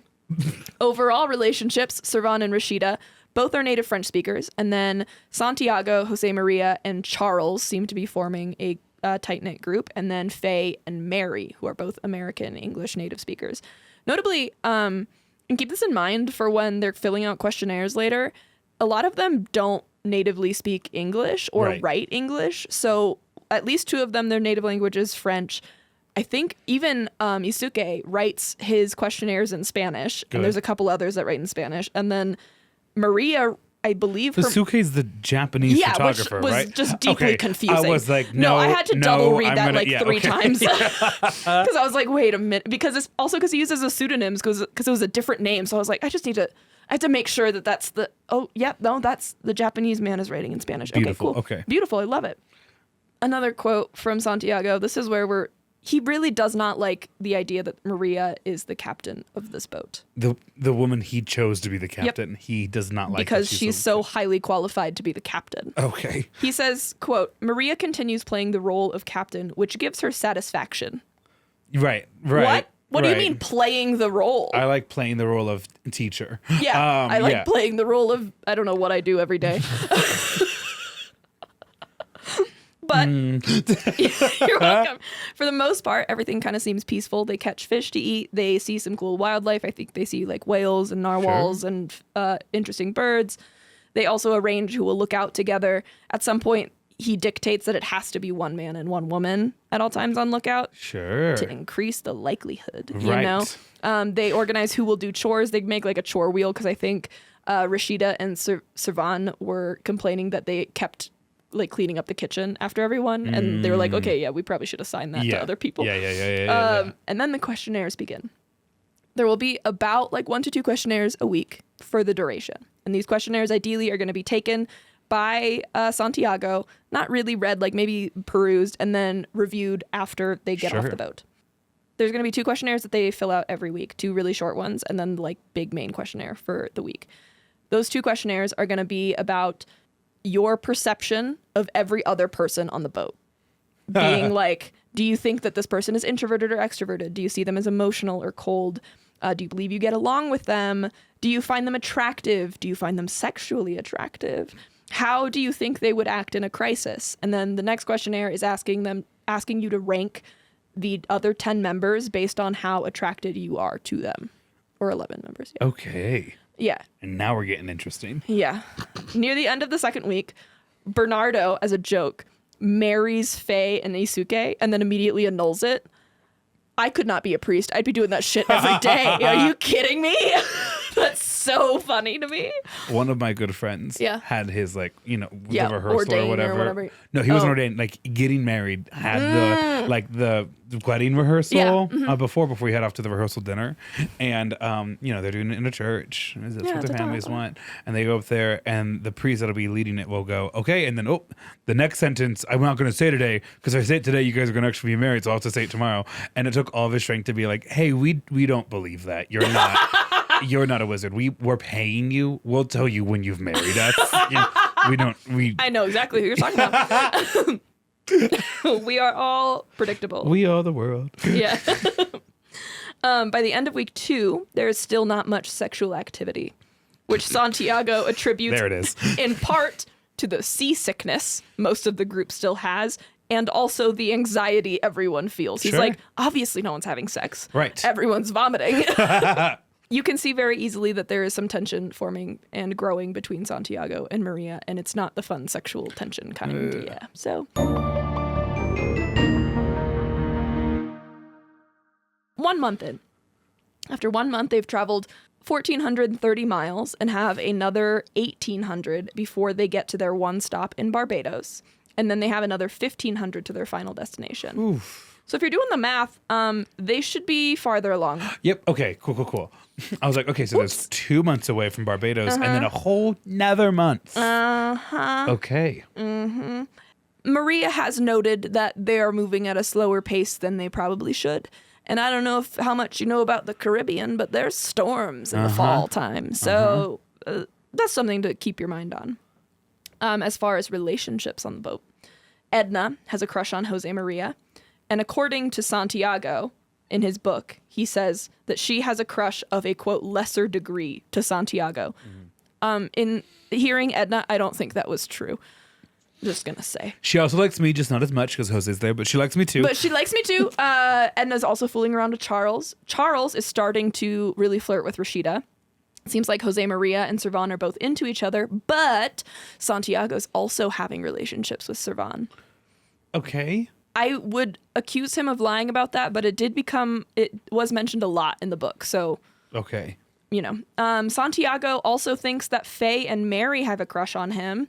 It may have been true for Mary, but not for Faye. Here is a quote from Faye from the reunion. Before the journey, he asked me if I would be willing to have sexual relations with other people. And I said, probably not, but you never know. But my instincts tell me no. And then very cool answer, by the way. Yeah. And then, of course, when I saw the men, I knew it was a no. And Santiago's here writing like, she's into me. She loves me. She's a huge horn dog. And she likes me, the oldest man on the boat. So much. And she's the second youngest. I believe she's 23, 24. Amazing. Yeah. Bernardo maintains an asexual attitude, much to the chagrin of Santiago. The Catholic priest. The Catholic who priest. took a vow of celibacy. Yeah, yep. Well, that's tough. Yeah, that sucks. Good thing Jesus was riding with him. Jesus is my coach. Here's a quote from the book. Maria, evidently, for the moment, places rank before intimacy, which in her judgment would lower her status. Or she maybe just wasn't into any of you freaks. Both could be true. That's true. In general, Santiago feels the crew has inhibitions towards sexual activity, which is frustrating for him. Charles, in one of his journals, writes that he has noticed he is feeling more tolerant to others than he has ever remembered being or how he ever expected to feel on this boat. Obviously not the result Santiago is hoping for. This is reminding us that at the end of the day, we are here but for a brief moment. We are here for the violence. The violence and the sex, or the sex. Good. Maria and Santiago continue to dislike each other. Faye remembers at the reunion that they were always kind of seething at each other. At one point, they're talking to Maria on the documentary, and Faye is kind of like behind the camera, but she asks something about Santiago, and the moment she says Santiago's name, Maria's eye literally twitches. And like, this woman fucking hates Santiago. Perfect. No notes. No notes. Maria, as I mentioned, is worried about the speed, that they are not going to be able to make it to their final destination before storm season in the Caribbean, something Santiago has also written about in his journal. But he complains about her in his journal, saying, quote, her only concern was safety, not science. Yeah. Okay. Yeah, like kinda. Well, that's wrong. Yeah. I mean, she can absolutely be concerned only about safety. That makes sense as the person keeping us alive. Yeah, I don't mean to be controversial here, but I like it when my captains on the boat that I'm on are worried a lot about safety. That should actually be their only priority. According to Faye, he didn't like Maria because Maria kept giving him the truth when he didn't want the truth. That's just Swedish culture for you. Yeah, I know. I was like, she blunt, and that seems fair. The next questionnaire. Sorry, there's just this element too when you were at the start of the episode when you're like, not only is it going to be like men and women, but it's going to be like people of like different like ethnicities and breakdowns. Like in my mind, it's still like a Black American, like a Latino American, right? Like an Asian American way. Like it's still like, in my mind, it's like a monolith of culture, right? But it's like, it's just, well, this Swede who's going to culturally approach conflict differently than like a French person or like a Uruguayan or whatever. Like you are expanding massive gaps in like how cultures deal with conflict and like violence and things like that. And we're studying like, that as well. Please. Yeah, exactly. Next questionnaire. This is, I'm not going to talk about all the questionnaires, just the ones that, like, I don't know, there was fun questions on. This is questionnaire number 4. The questions, coincidentally, get more personal and sexual the deeper we get into the trip. If you have kids listening, maybe don't have them listen to the next little bit. I don't know why you would. Yeah. Do you usually masturbate? How many times a month do you say you masturbate? Then you could only answer up to 10, 1 to 10. And when they were talking about this at the reunion, Edna was like, I don't count. I love her. That's an absolute icon. Really true. She's also the one that was like, she would sit backwards on the toilet to cry while she looked at the sea. That's psychological damage. Yeah. So, have you masturbated on the Acali? If so, how often? This is 1 month in. So he's like, how often per month do you masturbate on the Acali that you have been on for 1 month? 1 to 10 times. 1 to 10. How many times have you masturbated on the Acali to Santiago? Yeah. Answer truthfully. Please. Please be honest. Have you had wet dreams? How many? About who? Who do you think about while you masturbate? Is it someone on the boat? How difficult will it be to complete the trip without masturbating or having sex? Have you had sex on the Acali? How many times? Were they with different people or the same person? And Edna says, as she remembers, quote, "I was always completely honest out of respect for the experiment. Maria, however, did not fill out a single questionnaire." So we're getting real good data here. Maria should have listened to her boyfriend. Yeah, a little bit, but then this would be a lot sadder of an episode. Sure, true. Questionnaire number 5. What annoys you the most on the Acali? What is lacking on the Acali? What's your favorite part of the Acali? Who do you wish was here? Who are your favorite man-woman relationships? What about man-man or woman-woman? Yeah, what about that? What about? Yeah, what about those? Now, Kith. Would you like to move your sleeping position in the cabin? Why? Who do you want to be close to? What do you like most and least about each person? Who would you like to have sex with? Who do you think you'll be friends with after this experiment? That's actually like a good question. Just saying, like that feels like a good question. I want to know personally. If you could do this experience again, who do you wish would be on the crew again? And who do you wish would not be on the crew again? Santiago. End of people. Yeah. I actually am pretty sure. So now we're going to get into weeks 5 and 6. As far as relationships go, we have Servan and Santiago still.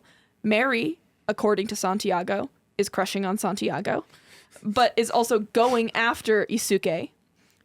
Now get ready for this. Charles likes Rashida. Rashida likes Jose Maria. Jose Maria likes Servan. Servan might also like Jose Maria. Okay. That's a match. Yeah, except that continues like throughout the entire book. Okay, And it's just cool. But Servan's definitely crushing on Santiago. I think they're sleeping together. Whoa! Wait, for reals? I think so. I thought that was a lie. I think that at least by the end of the trip they are, for sure. Wow, Yeah. well, okay. And that happens. Sure. Yeah. I think Isuke is also maybe having sex with either Mary or Edna. A, good for him. Mm-hmm. B, good for, I guess, everyone involved. Yeah. C, zero privacy. So, oh my God, how gross. D, We're going to get into it. 3 months on a boat without privacy. I get it. Yeah. But also, oh my God. Yeah, actually, that's a great question. So this is a quote from Edna. Edna, who reports having had, quote, a little something with the 2 raftsmen, Japanese photographer Isuke Yamaki and Charles Antoni, owner of the Greek restaurant in Cambridge. Edna will go on to say that getting together with them was less a torrid tryst and more gestures of sunny solidarity. Quote, it was complicated to have sex on the raft because everyone could see you. Maybe if 2 of you were on lookout together and you were a little bit quick, then it was possible. But it was difficult because you had to use one of your hands for steering. They do end up about 50 miles off course. Just clench it within your butt cheeks. Let's go.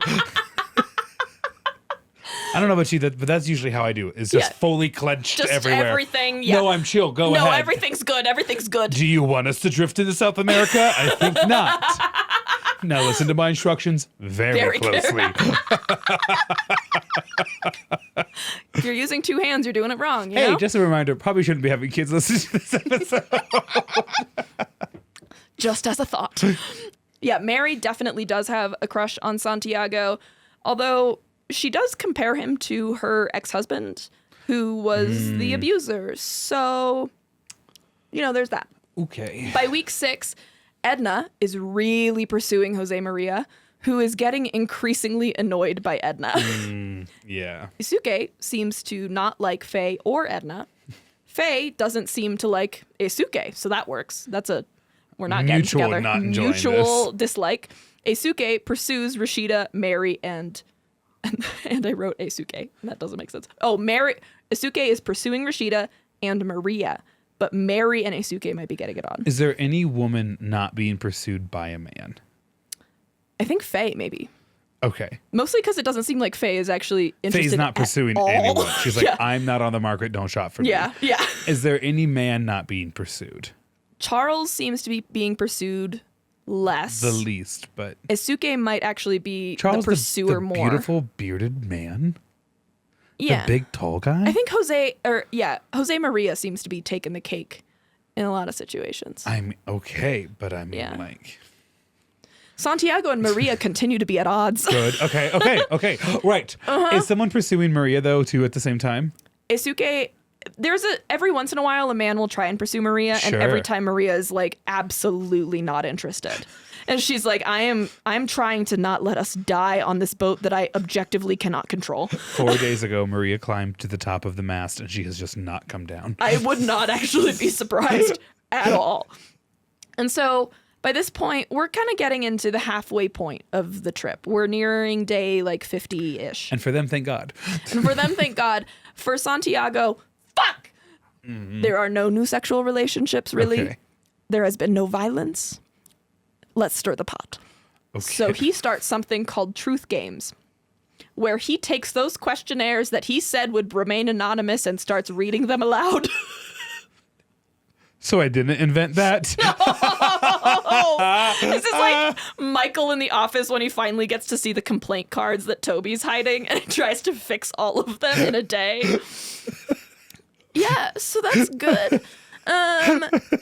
In the book that he writes, every time the truth game is brought up, he's like, and the crew is just so excited to be doing this. And the crew is like, yeah, absolutely. We need to be getting to know each other more. And like, can we play the truth game again, please? Okay. While I believe Santiago does lie about a lot of stuff, I can't help but feel like at a certain point, I'd be like, I have no secrets, but I need entertainment.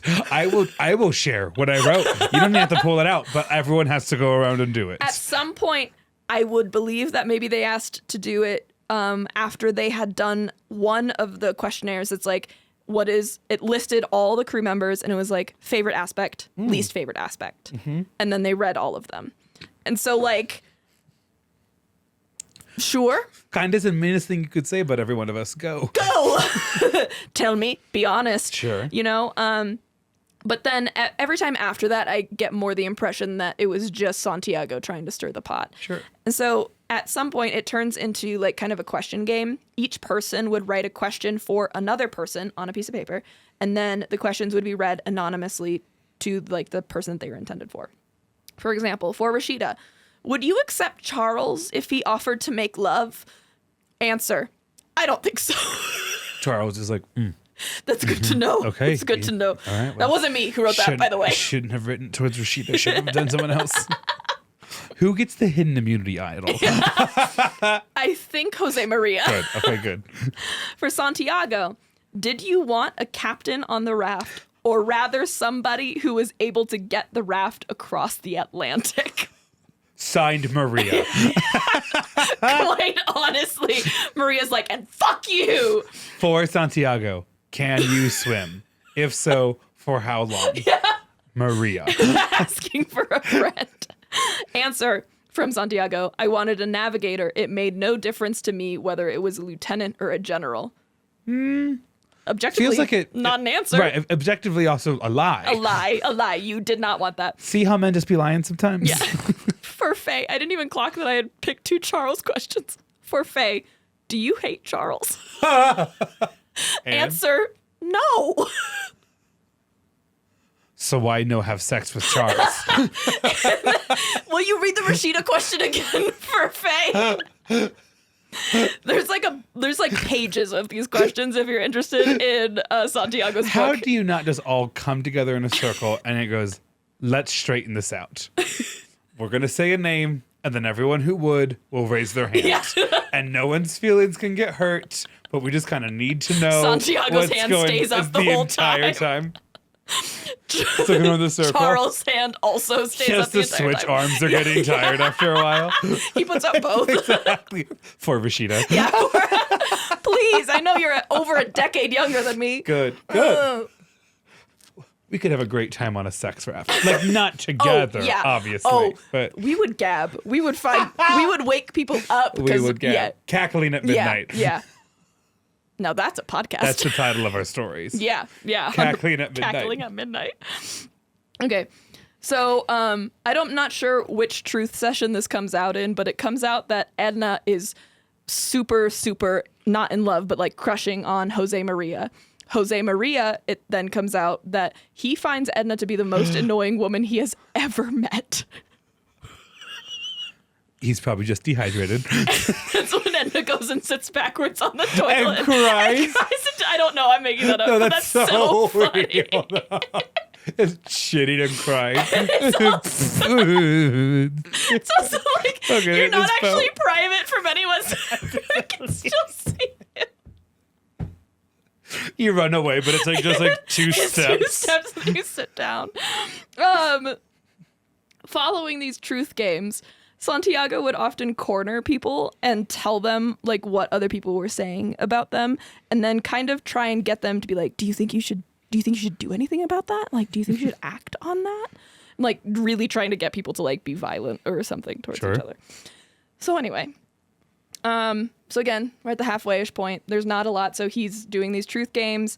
He feels like the group has gotten too comfortable with each other. He feels like the group has maybe lost interest in the experiment because like, yeah, me too. Yeah.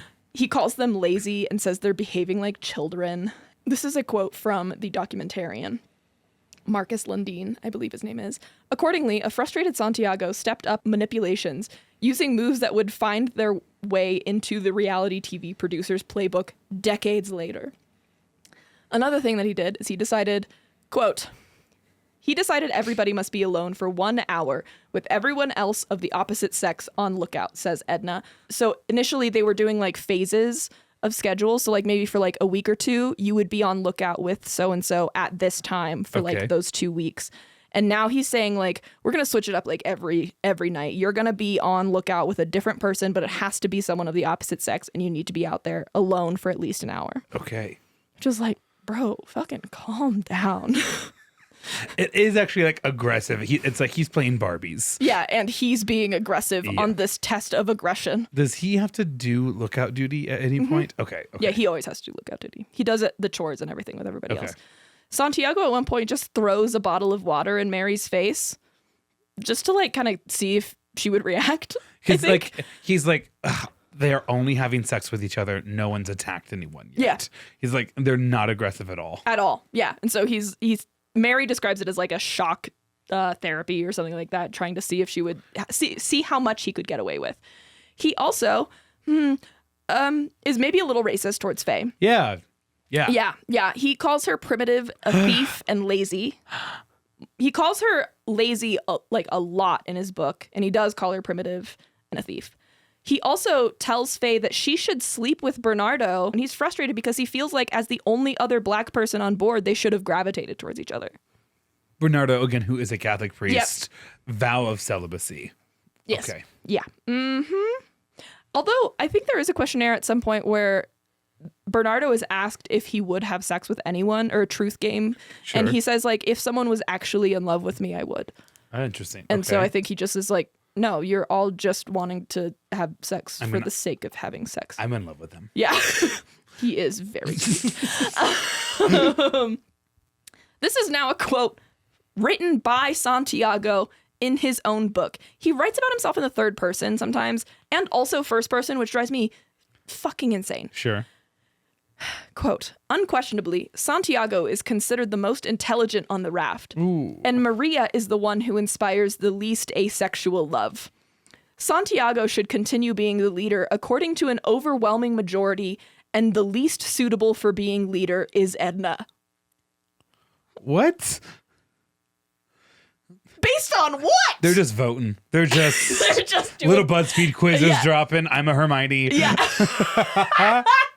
Leviosa. Right, exactly. At one point, at a dinner where everyone is at, Maria, in front of everyone, asks Santiago what he hoped to learn from this experiment. And his response is something like, I want to see if there is a way to get world peace. Okay. And Maria just rolls her eyes and looks away. Real, that's me. Questionnaire number 7. Okay. What are your sexual needs on Acali? How do your sexual needs on Acali differ from your normal sexual needs on land? Why do you think there's a difference? How do you think sexual relations could change the dynamic on Acali? They just start only talking about sex really quick. Yeah. This is now week 8 around July 4th. July 4th is actually Independence Day for both the U.S. and Algeria. So Charles, who is not Algerian or American, but he makes himself the master of ceremonies, and they have a little celebration, which I thought was cute. Week 9, specifically 66 days at sea, they have a plane from their team on land come and find them. based off of the coordinates that they think that they're at to make sure that they're like not so off course that they'll still make it back. They are about like 50 miles off course from like the coordinates that they think that they're at. So it takes the plane a while to find them, but it does find them. So they are on course relatively. Week 10, around July 19th, they make their stop in Barbados.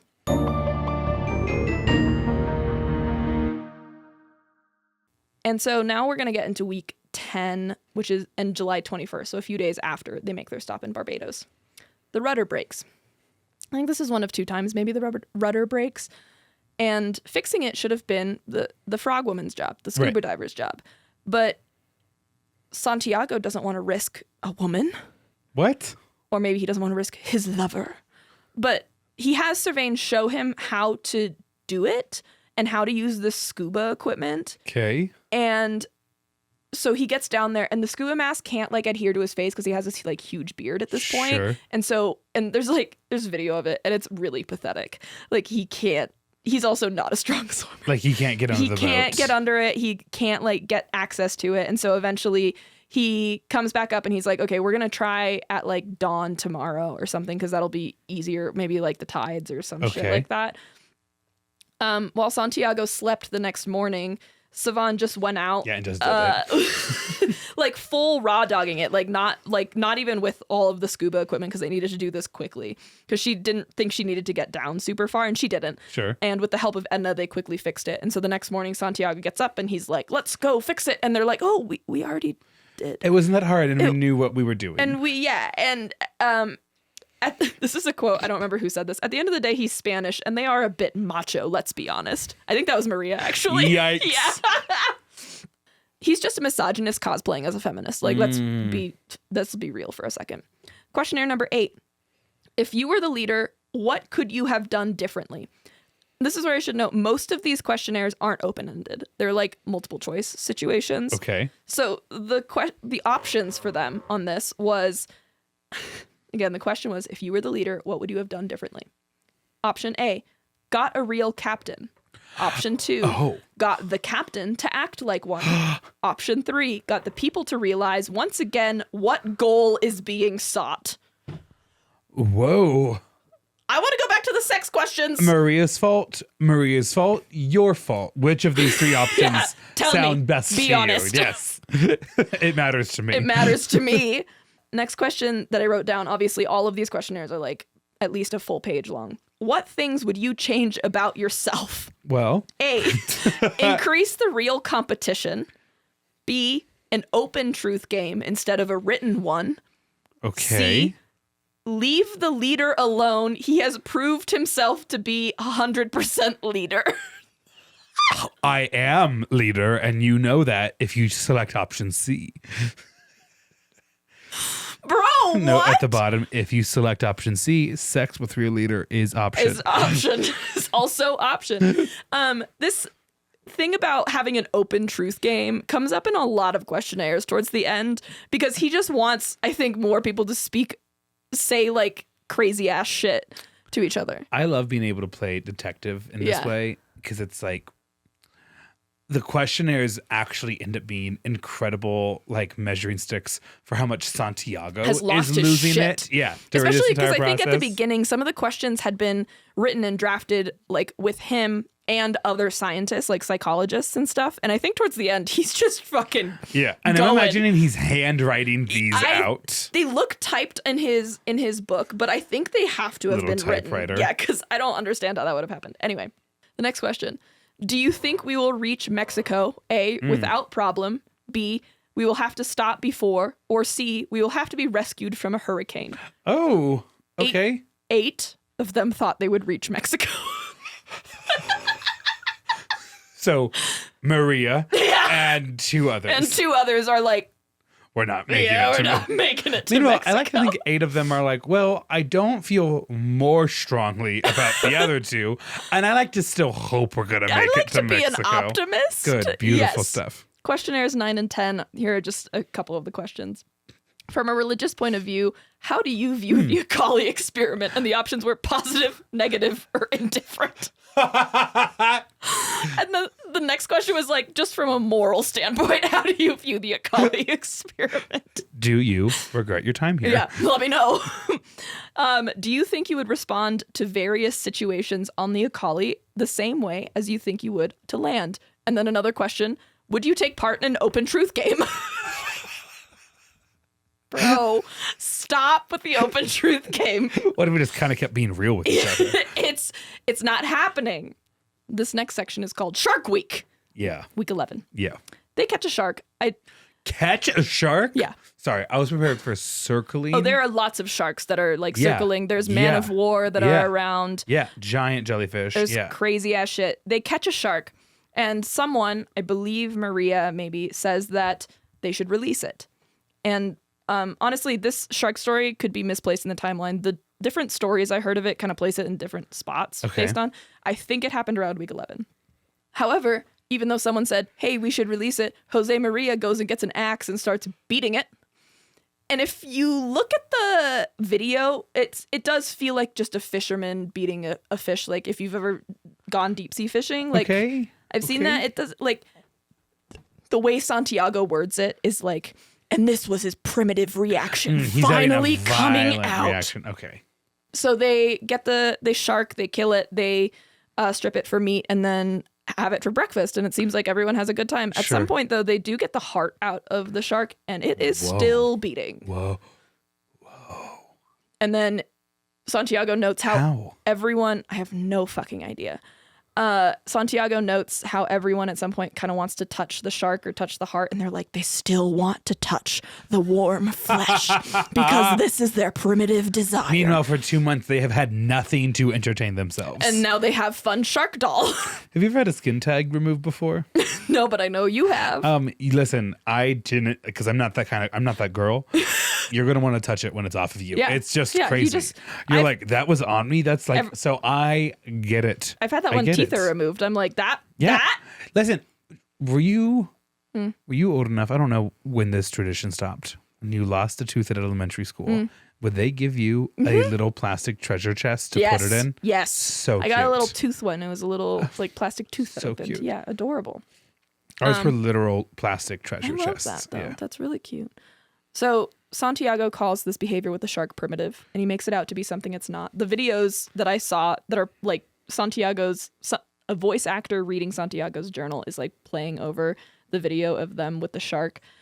The videos seem pretty chill. Like they're beating the shark, and then there's the shot of the beating heart, which, and then they're just all kind of like eating the shark. They're just vibing. But Santiago's like, everyone is so violent. This is exactly what we were waiting for.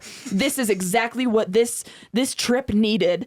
And he says it could turn dangerous because he was expecting them to become violent towards each other and not them become a violent collective. And he is so sure that something violent is going to start happening that he actually goes and hides the axe from the rest of the crew, which I'm like, A, where? But thank you. Again, is there a secret cabin for Maria? Yeah, I mean, and so there's all this tension, and Santiago's like so ready for it. He's hidden the main weapon that they have, and then nothing happens. They're like, shark ready? Yeah. Oh, not yet? Okay. Oh, okay. Okay, cool. We should catch one tomorrow. So week 12, specifically day 84, they are entering the Caribbean Sea. They start seeing birds again, which means they're close enough to land. Yeah. And they are a few weeks from their final destination. And this is when they get radio news of how the media has been reporting them. They start hearing the news article titles, Secrets of the Love Raft, Sex Raft. How embarrassed do you think you are if you are one of the couples who is having sex? How embarrassed do you have to be a husband or a wife that's at home and you have no way to contact them now? Yeah, you just got to trust they're not having sex. Yeah. Oh, and they are going to be gone a month longer than you had planned for? Not a month. I think their trip only goes 11 days over the time. Okay, not bad. Okay. 3 months is a long time, especially because the media coverage, I think, started almost immediately after they were no longer getting This is big news. Yeah. Santiago, paraphrased, said, no one is reporting about the scientific study. They are only reporting on sex. They're not even talking about the lack of violence, which is heartbreaking. By the way. One of the things that they see in the media or hear in the media is a statement from Santiago's university, the university he has been working at for 20 years. There's a statement of them distancing themselves from Santiago and his work, and it is signed by all of his colleagues. The Sex Raft. But here's the thing. He worked so long to develop this. Someone at that university had to have known. Yeah, I'm not sure. I couldn't really find any details on how involved the university was, but either way, like any endeavor by a professor. He had to secure funding from someone. Well, because he had the deal from the TV place, the TV network. So I don't know how involved it either way. So the Sex Raft is bad publicity for the university, and they don't want to be associated with Santiago's work. Santiago gets real depressy and real stressy, and he says in his journal, quote, "I am tired and sad." Next section, a storm in the Caribbean. Groundbreaking. They have gone something like 53 miles off course, as we found out from the plane. Right. And so they're delayed, further risking the chance of running into a storm. When asked about the risk of hurricanes, Santiago felt the science justified the risk, adding, quote, "I believe that in a dangerous situation, people will act on their instincts, and I will be able to study them." Here's a newscaster. I believe this is an American newscaster. I could be mistaken. Tropical storm Brenda is in the southern half of the Gulf of Mexico and headed northwest. Brenda's expected to become a hurricane later today and reach the Mexican coast sometime tomorrow. A quote from Santiago. "The group is scared, but I can't help but to feel excited." The hurricane is exactly what we need for this experiment to evolve. Oh my God. Are we going to die tonight? I'm just imagining. It's the same face he's making while he's on the hijacked airplane where he's like, oh my God.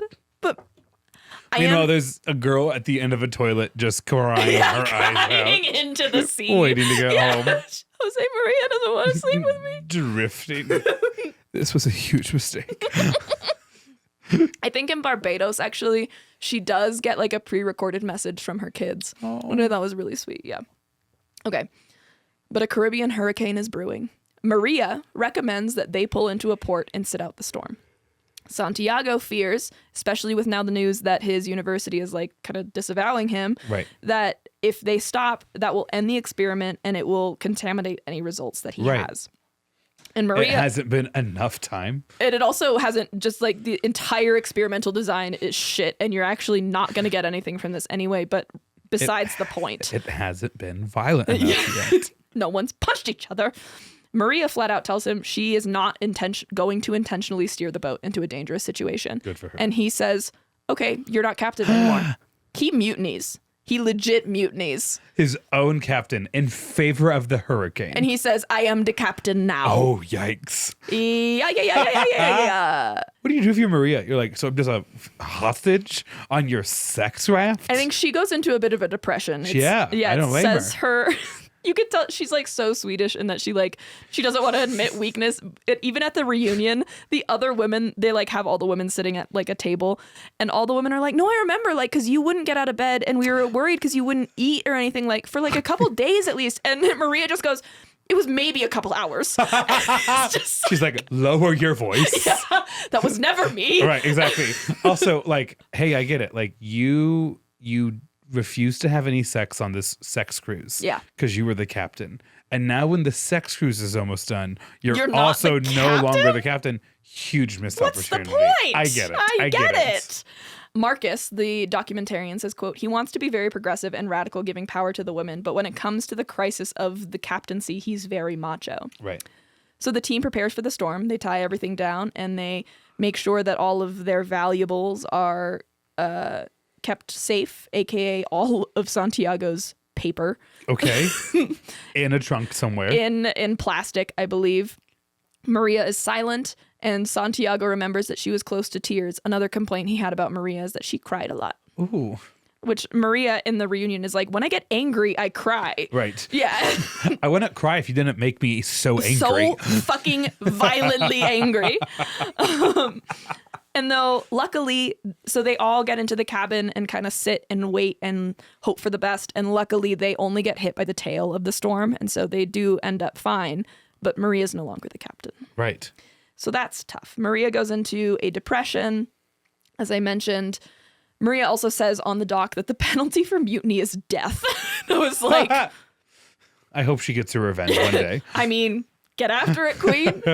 On the dock, Faye and Maria have a heart-to-heart and at the reunion. And Faye asks something... Oh, yeah. This is when I say that Maria's eye literally twitches when Santiago's name gets mentioned. This next thing happens maybe a week or so later. After the hurricane. This story is told very differently in Santiago's book versus all of the first-person accounts that I saw and read. Beautiful. I'm going to tell you the version that they told me, that the members of the crew told me.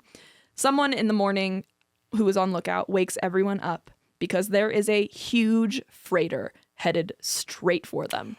Oh. And remember, this raft does not have a motor. It has literally no way to get out of the way. And they're also tiny, so they probably can't be seen by the freighter. Santiago goes into a full panic. Yeah. He, quote, has like a crisis of competency or something. Crisis of confidence, I think it was. And so he's completely useless. Of course, in his book, he tells this very differently. He's the hero. Yeah, he's the hero. Maria steps up and starts giving orders. She is the only one that seems calm in this moment. Knows what to do. She starts telling people what to do. Faye starts radioing over and over again, trying to get them to pick up. They don't pick up. Mary is waving every flare that they have. Eisuke is blowing the horn. The boat finally sees them and is able to change course like just barely in time. That part is kept in Santiago's book, not the fact that he fucked up and he's terrified and Maria's like a battle station. Yes. And so at this point, the crew just kind of stops recognizing Santiago as the captain and starts recognizing Maria as the captain again. They're fake forever recognizing him as the captain, but hurt. Yes. Well, also she was in a full depression, so it's not like they could. Right. Yeah. So they mutinied back. And so I think this is a quote from Faye saying, "You have to obey her because she's going to keep us alive." Right. Again, the safety over science, you know? After this, Santiago really changed. There's not really many more questionnaires. There's not much more furious writing. He also becomes ill. A lot of people think he became ill, you know, out of sadness. Out of sadness. He was faking it, trying to get someone to take care of him, maybe trying to protest the captainship going back to Maria, maybe trying to incite some kind of tension. However, Edna, the doctor, does confirm he had an illness. He, while he's in literally like grief counseling, basically he stays in the cabin the entire time. For the lack of violence the cruise has experienced. Exactly. He's like, I'm a failure.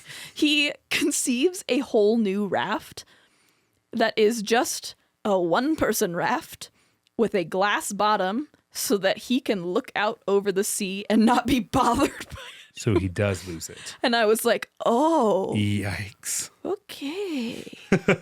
Yikes. So Santiago goes below deck and collapses into a depression, aka pouted. From Santiago's diary during this time, the only moment of self-awareness we will ever see from this man, I am sure. Only one has shown any kind of aggression, and that is me. Oh. A man trying to control everyone else, including himself. Now that's science. That's truth. And that's dangerous truth. That's truth. One of those dangerous truths. One of those dangerous ones, yeah. Okay. From the perspective of everyone aboard, Santiago was pouting.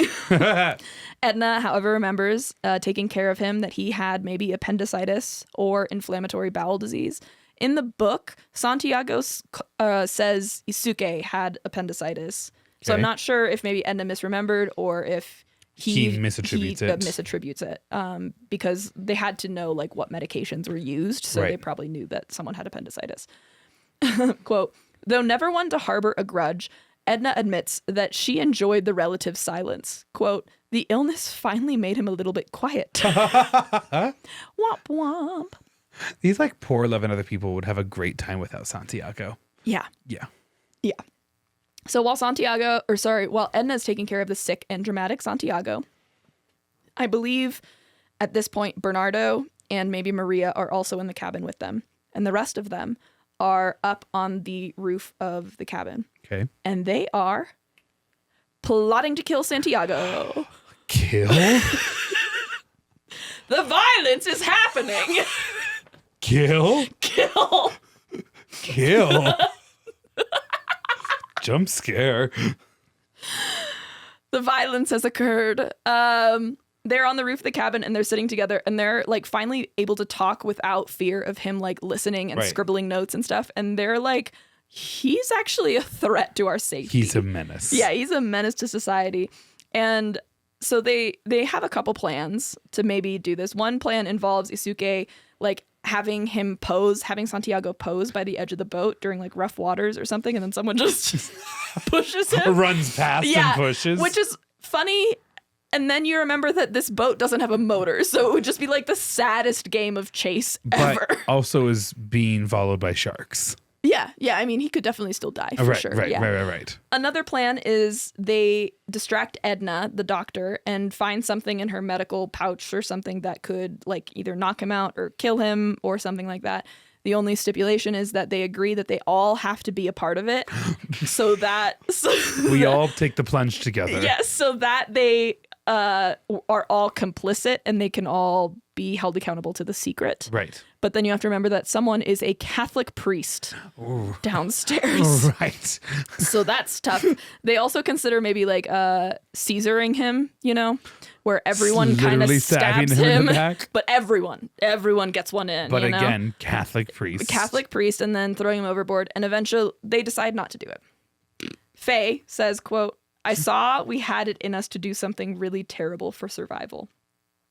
Santiago, completely unaware of what's happening right above him, recounts crying for the first time since he was a child in the middle of the night. Due to Santiago's illness, there was maybe consideration that he should be sent off the raft. Right. And so he sends out a questionnaire about what might happen if he were to need to leave. Questionnaire 15. If Santiago were to fall overboard and we still had 3 months to go, who would take over? Still 3 months? Yeah. No. You're not following. I'm drowning you. After this, Servan is like, she's a scuba diver. She was like, I could have gone for it at the 3 months. That seemed fine. And I was like, bitch, you okay? This is my dream. Yeah, what the hell? So who would take over if Santiago had to leave? Would it go well? Do you think Maria would take over the captainship? Bitch, the one who is the captain again? Did, yeah. Would Charles explode? Was an actual question. Like, what? He'd miss me the most. Yeah. Would Bernardo have intimate relations with someone? If I died, does the Catholic priest get laid? Sex. And I won't even know about it. Do you know how powerful you have to be to get someone to break their marriage to God? Do you know how awful of a person you have to be to get a person who's like, I know I'm in a loving relationship with literally the Almighty. Jesus. But I need a cigarette. It's that meme. So the book, notably, changes the timeline a bit in that it suggests no one on the boat knew about the media's interpretation of the sex raft until they landed in Cozumel. It does seem from the documentary and everyone else that they did find out on the boat, which explains some of Santiago's the decisions that got made. Erratic behavior. Yeah. So they end up in Cozumel, August of 1973. After 101 days at sea. It was 11 days longer than it was supposed to be. Yeah, it was supposed to be 90 days. Scuba diver says she could have stayed at sea another 3 months. They meet for one last meeting inside the cabin. And they all kind of remember Santiago being much more gentle and chill than he had been on the boat, which they were a little put off by. Most of the members, the results that he reveals to them at this point, most of the members believe that they are more tolerant coming off the boat than they were coming on the boat. 8 people called it a success.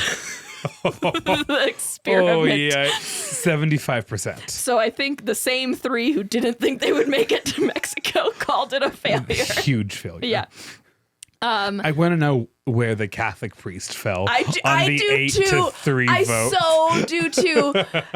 It seems like he lived a quiet life after this, and no one seems to know what happened to him after this. They think he's still alive as far as I'm concerned. But here's a quote now from Santiago. Quote, "Now your worst moment on Acali he's also a Spaniard, and so this is in a bit of an accent that he says this. Now your worst moment on Acali has been the problem of the leader. People told me that we thought that you are brutal, aggressive, authoritative. Now I might be a little hard on me, some of those things. But if we don't come out of here knowing ourselves better, that would be negative. The real growth was the journey and the friends and enemies the fact that I we realized made along the way. I am the aggressor. He kind of takes accountability for being a dick to Maria in the end, but also not really. He's like, some of you think I treated Maria poorly, and then he like defends his actions, and then he says, but also if you think I did, then I'm sorry. You think I treated her poorly, and she deserved it. Yeah, but also I'm sorry that you thought that. I apologize for nothing. Yeah. Most of the people seem to have positive memories about being on the Acali, but negative memories about Santiago. Before we get into our last section, this is a picture of them at their final meeting. This is Santiago with his like full beard. Oh, wow. Yeah. Okay, they're all so done. Yeah, they all look exhausted. They look This is like the next day. tired. The cabin is like completely emptied out. So they've made it to shore and now they're meeting back on the boat. Yeah. There's a lot of facial hair. And like, no offense, but like clearly people who had like dyed their hair and the roots have like are like grown all down. the way down. Yeah. Absolutely wild. Okay. So now the question, was it a success? What was it even? How can you say it was a success if you don't even know what it was? I mean, that's you know what? You know what? Sorry. That's the end of the episode. Okay, good. No, okay, I'm kidding. So after docking in Cozumel, Santiago wrote a book where he positioned the experiment as, quote, the historically significant discovery of a, quote, new man, one free from all fateful territorial ambitions and all aggressive or sadistic impulses. I solved it all, guys. It's done. In a 1977 paper, he estimated 80% of the questions he received about the experiment were related to sex. Yeah, not a huge shock. Yeah. He was nominated for the Nobel Peace Prize in 1981. Unclear why, how, by who, for what. Trump's never been nominated for it. In my head, he nominated himself. Yeah, 100%. Yeah, that's probably false. Don't come at me for that. Santiago did go on to advise the UN on violence and then die in 2013. What a great way to make so much out of nothing. Yeah, so to be clear, the thing about the UN, that was 1986. He was the primary author on the Seville Statement on Violence, which was a statement rejecting the idea of biological pessimism, and it was signed by a group of 20 scientists from around the world. And then he died in 2013. 43 years later, at the reunion that was filmed for the documentary, Faye remembers, this is actually, I feel like, really touching, remembers while on the Acali, specifically while they were in the Caribbean, she started having not like hallucinations, but you get like in your head, and you can start like having very specific like emotions and seeing certain things. She had a strange sense that she was making the same journey as her African ancestors. She said, quote, I would sit on the starboard side and look into the water, and I would start to hear voices coming from down there. I would hear my ancestors call me. They could feel me flying over their bodies and their tragedies. It was one of the best things to ever happen to me. Wow. I know. Like, I have chills. That's heavy. Yeah. That's heavy. It's just like, yeah. So she never told anybody that until this documentary. She told Mary, and they have like a very sweet moment where they talk about it. And that's when Mary. Because they left from the Canaries, right? Mm-hmm. And that's when Mary tells her about her history with her ex-husband. And it's just a very touching moment. So Faye is talking about now how she was scared at the end that they were going to do something to Santiago. And Isuke says, the great thing about our group is that we didn't do that. Even here at this thing, like they clearly don't all speak English well enough because they're all wearing like translator devices in their ear, which I think is like just fascinating that they have this like crazy experience together and they 3-month-long experience. Really communicate normally, but they have this like connecting thing. Yeah. And then Faye, she says, quote, I think Santiago's experiment was a huge success. And then like everyone around the table is like, what the fuck do you mean? She says, but I think he missed it because we could talk to each other with sophistication and depth and understanding and love. And isn't that the answer to violence? Yeah. I was like, that's beautiful. Yeah. And absolutely someone who's had 100 days to think about their statement would put together. Yes, exactly. 101 days and 43 years. She then goes on to say, quote, he was so focused on the violence and conflict, but he had it right in his hands. We started out as them versus us, and then we became just us. Marcus, who is the documentarian, says, quote, if only Santiago had listened to why people were on the raft. Mary escaped an abusive husband, the racism Faye had suffered. He would have learned about the consequences of violence and how sometimes we can overcome it by overcoming our differences. Wow. Today. That's a beautiful note. I know. Today, Santiago passed in 2013, as I mentioned. Mary, after the experiment, she lived in California and took up a lot of oddball jobs like bookkeeper, fish slimmer, reporter, teacher, tennis instructor. But she published an autobiography in 2019 called Point to Point, The Meanderings and Musings of My Life. Absolutely. Is now a grandmother living in Boise and is working on a screenplay. And in her free time, she enjoys competitive swimming, music, sailing, and tennis. It's called Point to Point, The Meanderings of My Life. Meanderings and Musings of My Life. I mean, she's the kind of person you want to end up sitting next to at like a dive bar where she's like, you're drinking like a watered down margarita and she's drinking, or maybe she is. Yeah. And you have like a rum or Coke and whatever. Yeah. And you just kind of hear some of her stories. She goes, well, I did spend over 100 days adrift on a raft in the Atlantic willingly. Let me tell you. Let me tell you about it. Weirdest, most public sex of my life. Her and Faye both have this energy that I feel like I could just tell them anything, you know? And Rashida also has an energy like that. And Edna, honestly, those four. So Edna, as of a 2019 article, is still an on-call paramedic saying, quote, I'll retire when I'm dead. Wow. Yeah. Oh, yeah. Found it. 10 out of 10. Amazing. Yeah. Jose Maria is still an anthropologist. He did not show up for the reunion, however. I think he's doing important shit. Okay. Servan did show up for the reunion. She lives a quiet life, decidedly out of the limelight. I believe she's living in France. Rashida, giving Liza Minnelli, like, for sure, in her older years. Like, she still felt so outspoken, and, like, you could tell why she was the favorite on board. She just had such a personality. Charles, there's not much known about him after this. He likely has passed. Maria, the captain, became second captain for a merchant ship. She is maybe retired now, but she is now living a quiet life in Sweden. I think, if I remember correctly, the documentarian found her first. No, okay. And then she didn't want to do the documentary because she was ashamed of her involvement. And then he kind of talked her into it. And then she found her like contact book of all the people that were on the boat. And that's how this happened. Faye is now a retired IT expert. She has raised her family in Fairbanks, Alaska. Edna is living in Germany with a family of her own. Bernardo avoids the spotlight like it's the plague, so we don't know anything about it. Isuke seems like a really cool dude. We only see like pictures of him. Like he was in the reunion, but as far as like where he is now, we only really see pictures of him. He seems like a very proud family man and does like a lot of traveling and stuff like that.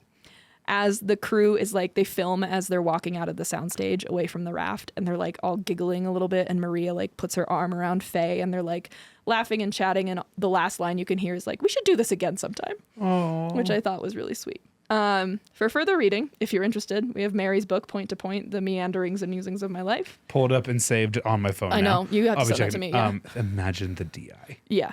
Oh. Yep. You're welcome. Or a duo. Yeah. Yeah. Mm-hmm. All literature is speech literature. Listen. There's Santiago's book, The Acali Experiment, 5 Men and 6 Women on a Raft Across the Atlantic for 101 Days. I will say you're gonna hate Santiago. The amount of times he talks about, like, he writes like cosplays basically about like how the crew are like praising him as the best leader, and it's like that so never happened. And he wants it to read as fiction, so it's like he said, she said, you know, like, right. And it's like clearly that's all not how, like, whatever. And then Marcus Lundin, I can't recommend it enough. It's called The Raft, and we'll end with the last quote from Marcus Lundin. I suspect that if Santiago were alive today, he would be working in reality TV. And that's that. Yeah. Yeah. It is in some ways giving like final day of the group friend trip or whatever. We've all been locked in a cabin together. We're like, oh shit. I have already fought with you guys. Like we're all. I told myself I would do my taxes while we were here, and I didn't. I've now moved past that, right? Like the yeah, just that like place where you end up kind of operating as like one cohesive little unit. Yeah. That's fun. Right? That was a good story. It came out. It's again one of those situations where it's like, oh, I'm happy to talk about that, like at a cocktail I'm going to talk about that. I'm going to talk big about bang that. boom, Yeah. you know, on guard. The urge to not just shout this story in my office today when I was talking to Sophie. Right. I was like, I can't say the words sex raft out loud right now. Work. Yeah. I would have too many things to explain. Gosh, do I have something to tell you on Patreon? Well, let's get to it. Well, amazing friends, thank you for joining us. You can find us on social media and connect with some of the little fun little social media videos that we publish there. Our current theme is Far From Home, and our next theme is Hypnotic. Yeah, it is. And you can send in listener stories to our website, wellilaughed.com, or to our email, wellilaughdpod@gmail.com. If you want to hear the more salacious stories that we don't want my students or my mom to hear, or my coworkers, right, you can join us on Patreon and help support the podcast, where we produce additional episodes every month, and then every week. Yep. But there are also that then happens month, every month. Yes. I just need them to know. One a week. Yep. 100%. No, that's good. That's a good note. Yeah. I'm trying to mix up the speech a little bit. Yeah. And then last but not least, you can always request us on Cameo, which is an art form we continue to push and redesign and invigorate. And you Grant never and I know. are learning our solo act, which is increasingly difficult. It's just as we get deeper into the fall, the idea of us being unscheduled in the same room together is hard. Well, also, the last set of Patreon cameos came at like really difficult intervals. I wasn't going to see Grant every day. We love you for it. Yes, we do. And if you want me to talk about Husker football, request this on Cameo. You don't even need to pay for that. Just message him. And also rate and review us. And yeah. And thank you for joining. Okay, bye. Love you. Bye.